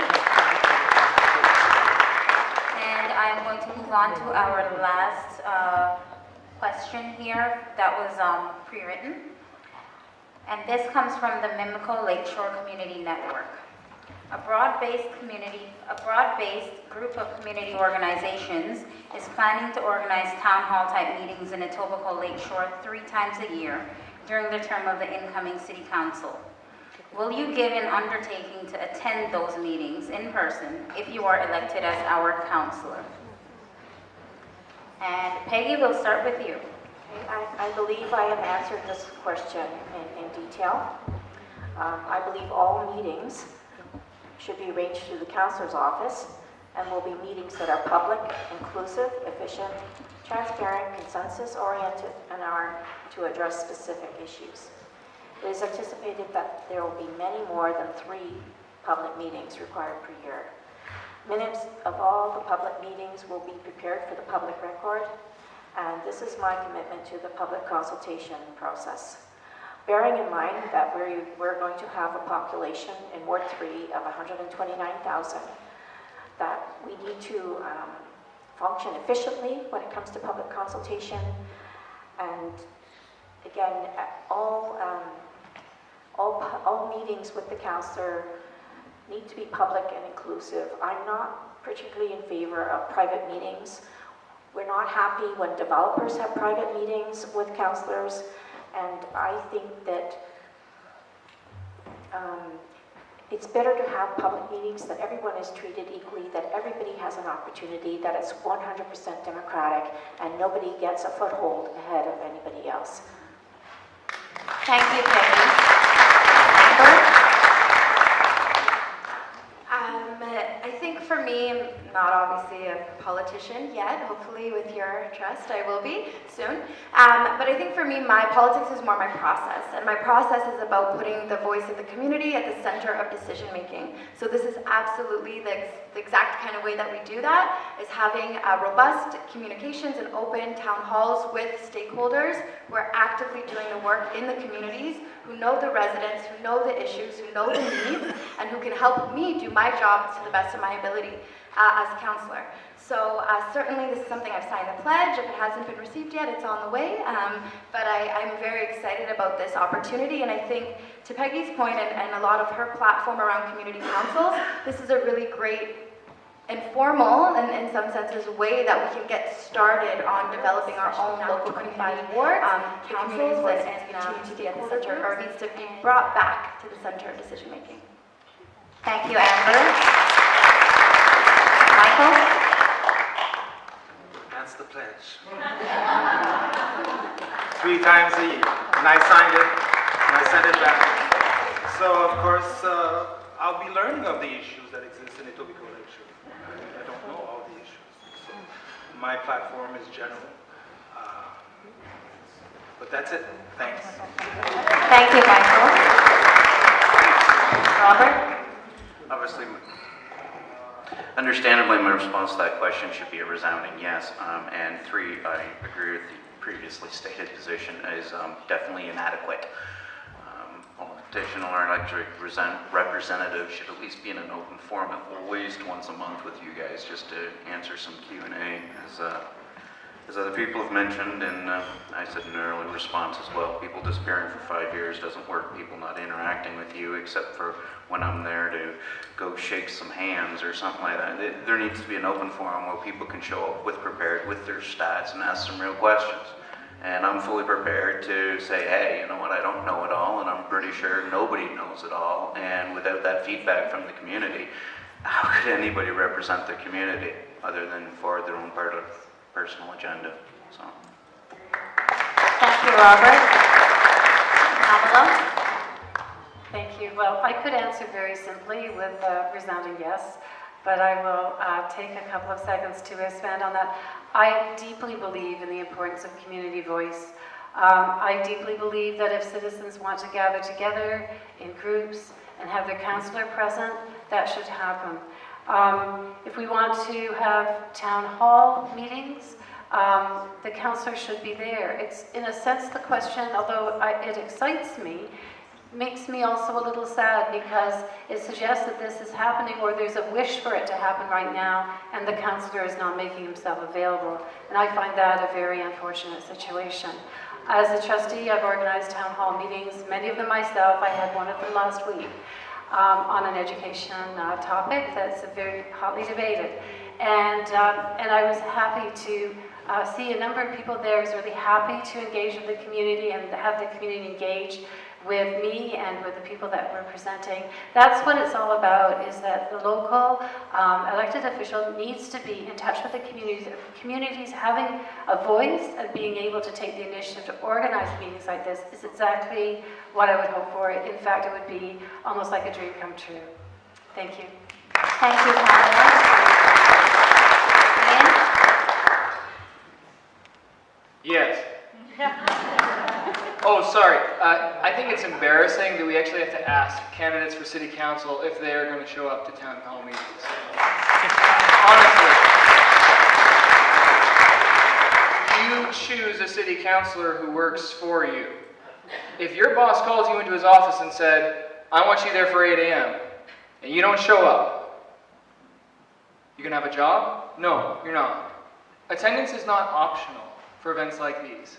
And I think that it is easy to say, sure, we're going to go to 3 meetings during the year. But I'd actually like to expand that. Because currently we have hundreds of BIAs, neighborhood associations, school council meetings, we have condo association boards, ratepayer association boards, we have, churches that are around here, mosques. The city councilor needs to be involved in the community. Because each of us comes from a distinct neighborhood with different issues and needs. And if we have to wait until something goes wrong for us to figure it out as a city councilor, that's not proactive. And I like being proactive. The problems are easier to solve when they're smaller. If they're big, it's harder to solve them. So let's work together. Let's go to these town hall meetings. Let's have an open dialogue where you can ask your city councilor as tough a question as you want, and they have to stand there and say, well, this is what I've done. Well, this is what I haven't done. Let's give you the power to tell your city councilor that you don't like the job that they're doing. Thank you, Iain. And now we are going to have a question from a community member. Go ahead.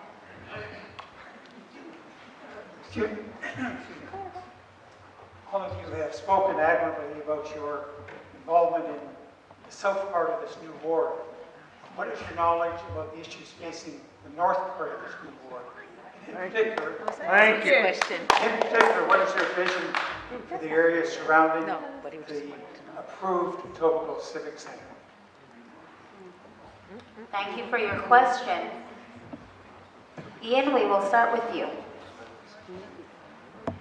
Well, what I can tell you is that as a lifelong resident of Etobicoke, I've spent time north and south of the Queensway. And in fact, I find it admirable that north of the Queensway, you guys actually have traffic calming measures, unlike south of the Queensway.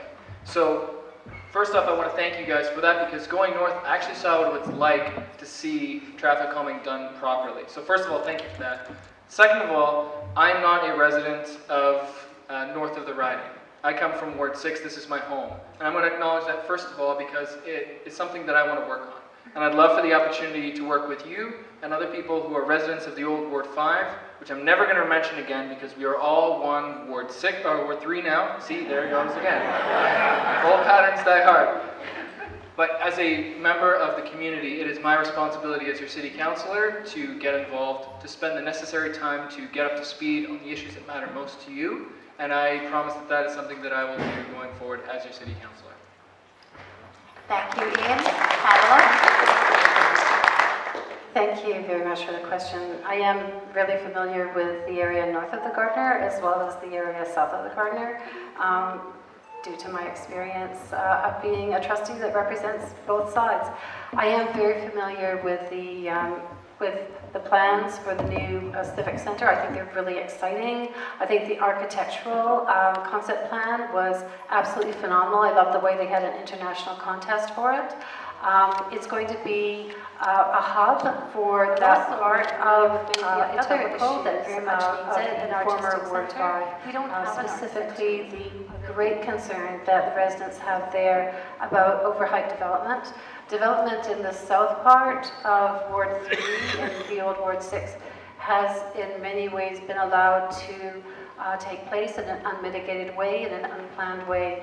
And the residents of the area north of the Gardiner are looking at what's happened here with a lot of fear that the same thing might happen to them there. So they need a councillor, they want a councillor who's ready to stand firm on regulating overheight development, allowing density around the transit hubs, as the official plan suggests, is a great idea. It's very practical, but the height limits have to be kept at 6 stories along Grove Street. That's a major issue, particularly in the Sunny Kingsway community. Thank you. Thank you, Pamela. Robert? I will admit I'm a former Ward 6 myself, now Ward 3. Hopefully we're all Ward 3. The stuff going on up north I'm not as familiar with as I am on the south.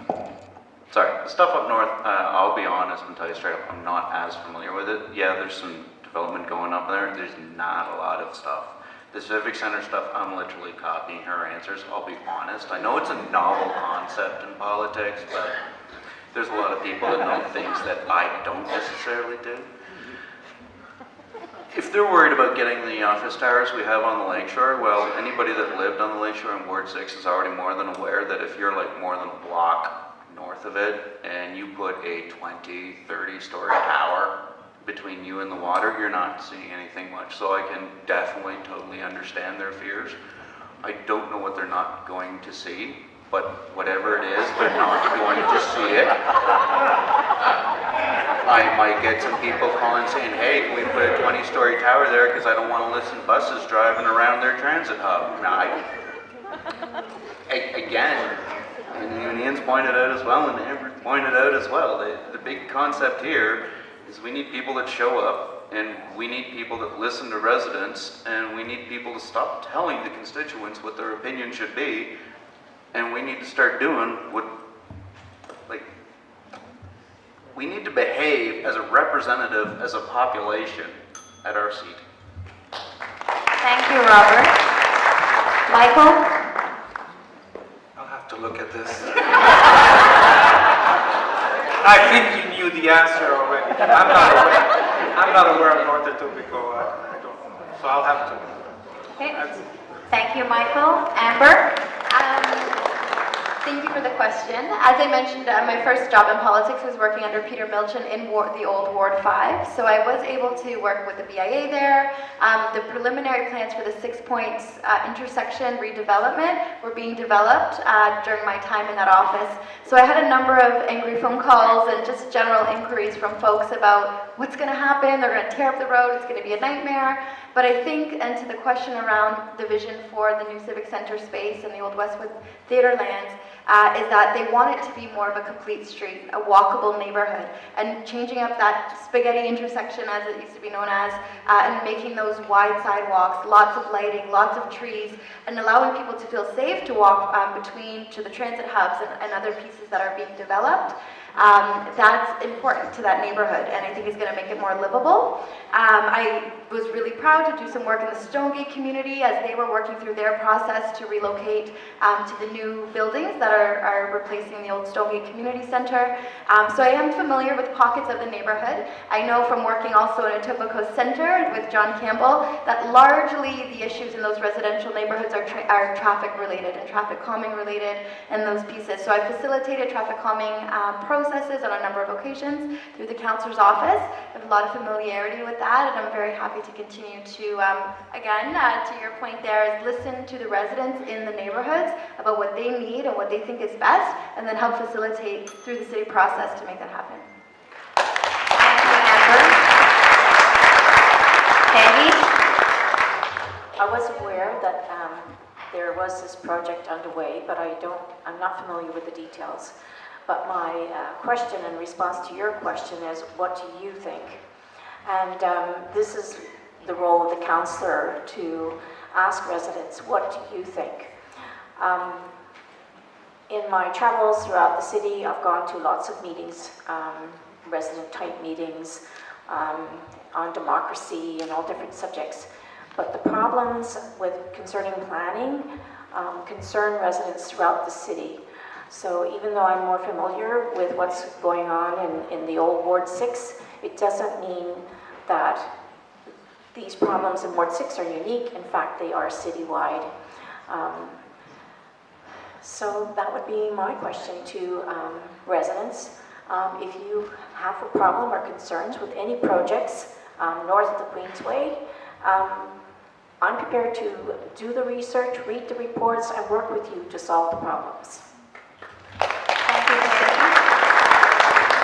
And just a time check, we are at 10 minutes after 9, so unfortunately we have time for only one more question, and our community member on this side is going to ask that question. My apologies to the people waiting. We are on a very tight timeline.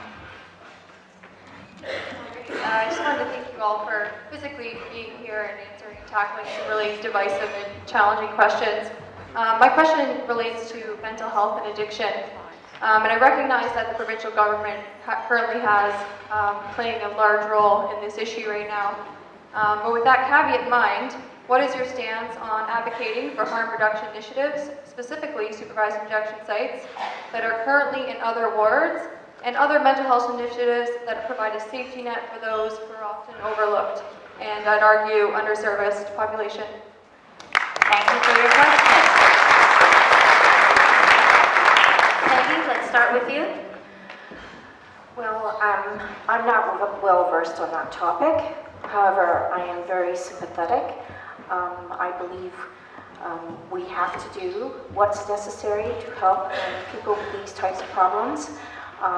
They affect everyone in the end. They affect society. So I'm prepared to do whatever is necessary to provide what funding is necessary, to provide required facilities, and basically support people in need in the area of mental health. Thank you very much. Amber? Thank you for the question. I think this is a hugely important topic that's very much impacts every single one of us. I think we all probably know someone in our own lives and our families who have struggled with either mental health, addiction, or both. I know I certainly have, and it's something that I'm very deeply invested in addressing. I think there are things that the city can be doing to provide supportive programming, to advocate at all levels of government to ensure that we have the funding necessary to get busy on supportive housing, on the kinds of programs and supports that folks, especially folks that are low income, just aren't able to access on their own. It's something that I see every day on the Lakeshore, and it's part of our experience here, and it's definitely something that we as a government and as leaders need to get busy on. I was going to add one other thing, and it's getting a little late, so my mind is lost on that, but I think, the other point I was going to make was that the provincial government right now, unfortunately, is shown that they're not willing to support the safe injection sites, and I think that creates an opportunity that the city really needs to step up, because people are dying. Like, this is very serious, and the City of Toronto has a role to play, Toronto Public Health has a role to play, and if the province isn't prepared to do that work, we need to stand up and protect our Torontonians. Yeah.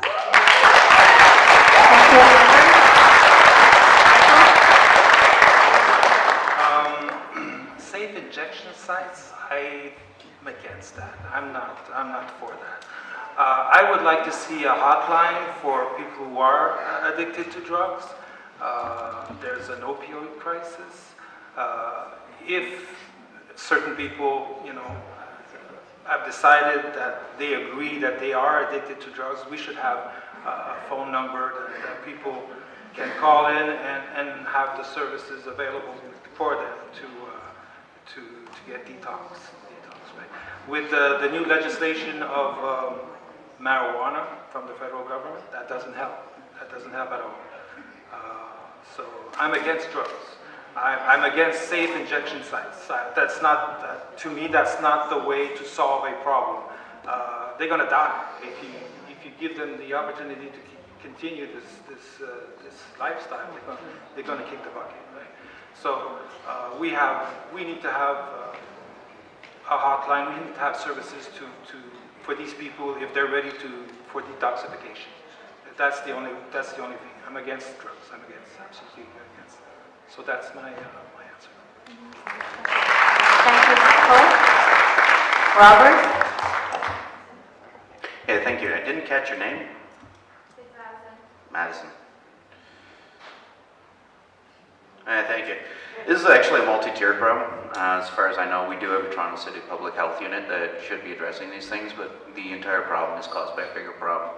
And if I, a little short walk down memory lane for us that are older, if you remember, we used to have things such as eyeglasses and chiropractic care covered by our provincial government, and that got removed, and they put in a fair share health care levy, so we got to pay higher taxes for less services, and you go see your doctor now with a back problem, and they're putting out some type of opioid refined in some different way, rather than actually treating it. So BC in response has turned around, and they're actually starting to push back against the manufacturers of stuff, saying that they've hidden the problems. And the reason I did that walk before saying yes, we do have a problem, is because we need to seriously consider when it comes to mental health, whether it's psychological or a dependence issue, that is all psychological health. I'm not saying criminalizing should be legalized.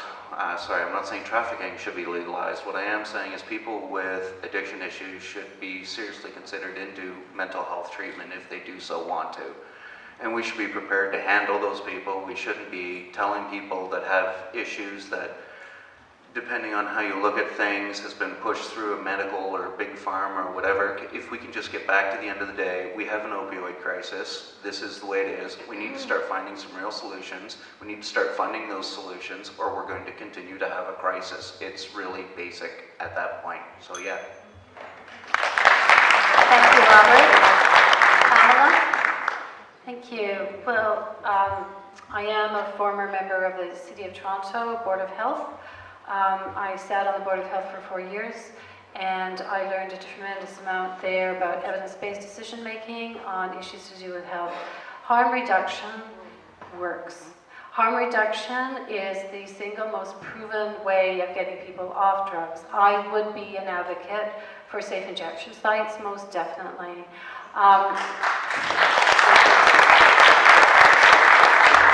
I'm also in a former part of my life, and in that role I worked with top researchers out of the University of Toronto Faculty of Social Work on many aspects of research to practice in child welfare, and a lot of that was working with families that were struggling with mental health problems on the part of the parents that created huge problems in family permanency and in care and nurturing of their children. So from many different angles, I do deeply understand the impact of mental health problems in society. There is not one of us in this room that can probably truthfully say we don't have a relative or a dear friend who is struggling with some sort of mental health problem. We need far better treatment for it. multifaceted and starting in youth when the problems often arise. But yes, I am in favor of supervised drug injection sites. Thank you. Thank you, Pamela. Iain? It's easy to talk about the opioid crisis until you are at the gravesite of one of the victims.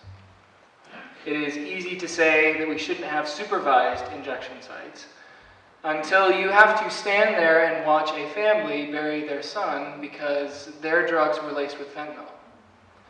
That is unacceptable in our city. Selling drugs laced with fentanyl should be treated akin to manslaughter, in my opinion. Supervised injection sites provide a first-line response to the opioid crisis. I believe that they are not the full solution to the problem, but they can help and they can assist people who are addicted to drugs to get off them, to provide them a place where they have access to medical care. Now, that being said, it does not mean that every single supervised injection site is perfect. There needs to be strict regulations, especially with regards to police, to make sure that there are not dealers standing outside of supervised injection sites selling them the drugs that they will then use inside the site. That is unacceptable. Now, as for the rest of the opioid crisis, and I'm sorry I'm not talking about mental health, not that it's not important, but the opioid crisis is so important. We need easy to access drug treatment options, from detox to residential services, individual counseling, for people who are suffering from a drug addiction, or family members who are suffering from a person who has drug addictions. We need to have drug treatment options that are available without waiting times, without cost, because drugs and drug addiction contributes to crime, and crime needs to be reduced, not encouraged. If we take this problem head on, we will have a solution, and we will be saving lives because of it, and that's worth doing.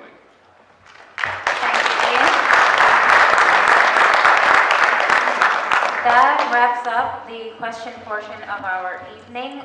I'm going to open it up to our candidates to have 1 minute for their closing remarks. I will start with Peggy. Well, I hope many of you have my card. I have been involved in neighborhood planning matters since 2010. Planning matters affect complete communities or concern complete communities. So they involve a lot of aspects of transit, community facilities, as well as building heights and affordable housing. It really involves the entire, planning affects the entire community. And I have drafted letters to council, I have drafted legislation. I believe that my experience is the most appropriate for the role of city councillor. Thank you.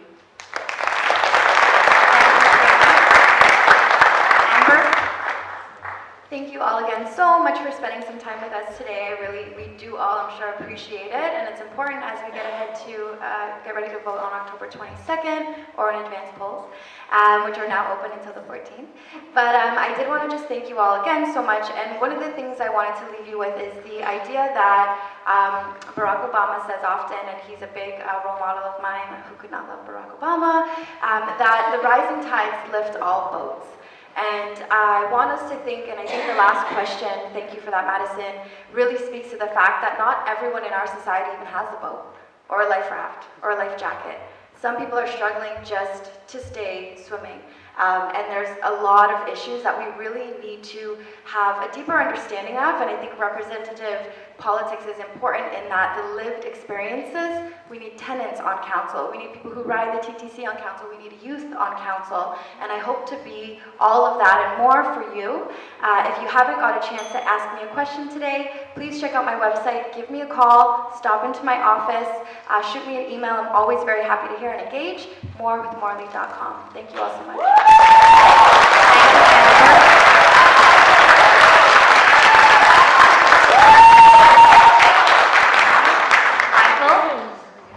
I'll have to look into it. No.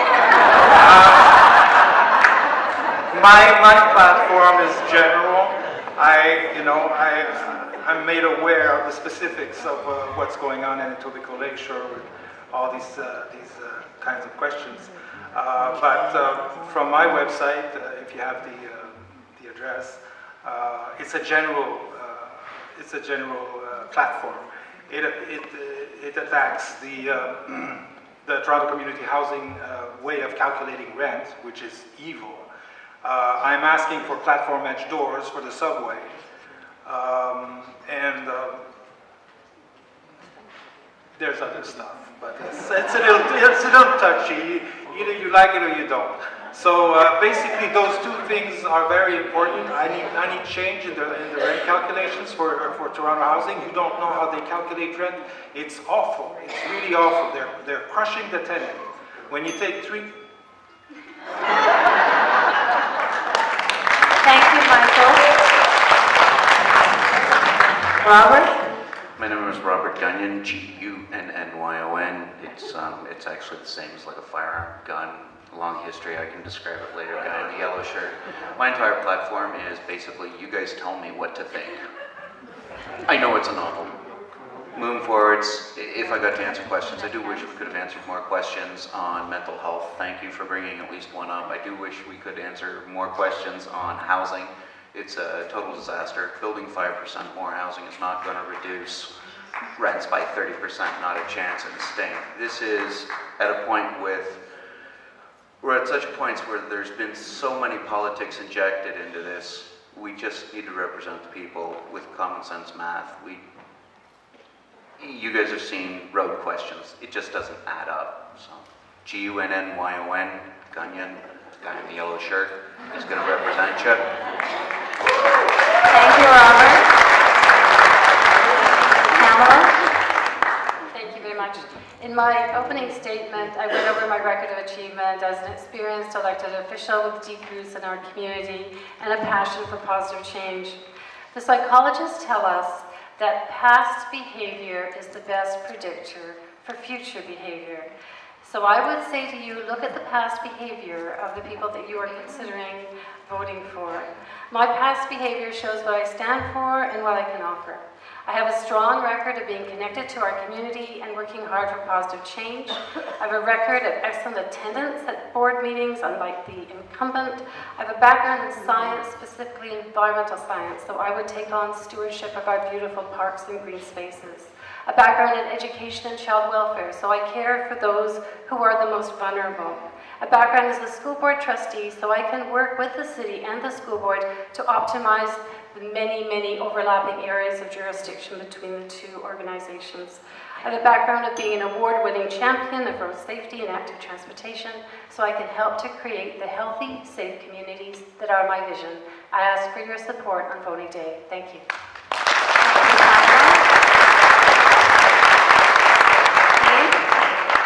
Thank you for your patience. You've stayed through to the end.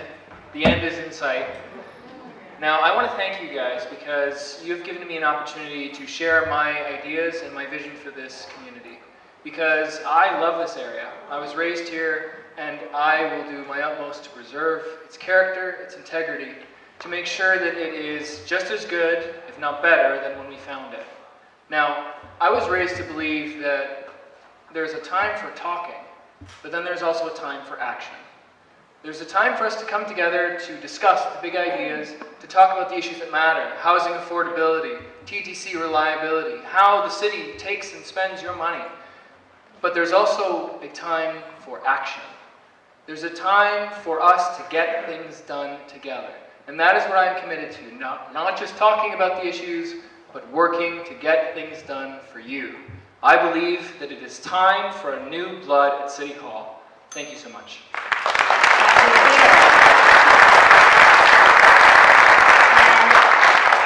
Thank you to all of our candidates for your closing remarks. Your presence this evening demonstrates accountability to our community. Best of luck in the days ahead.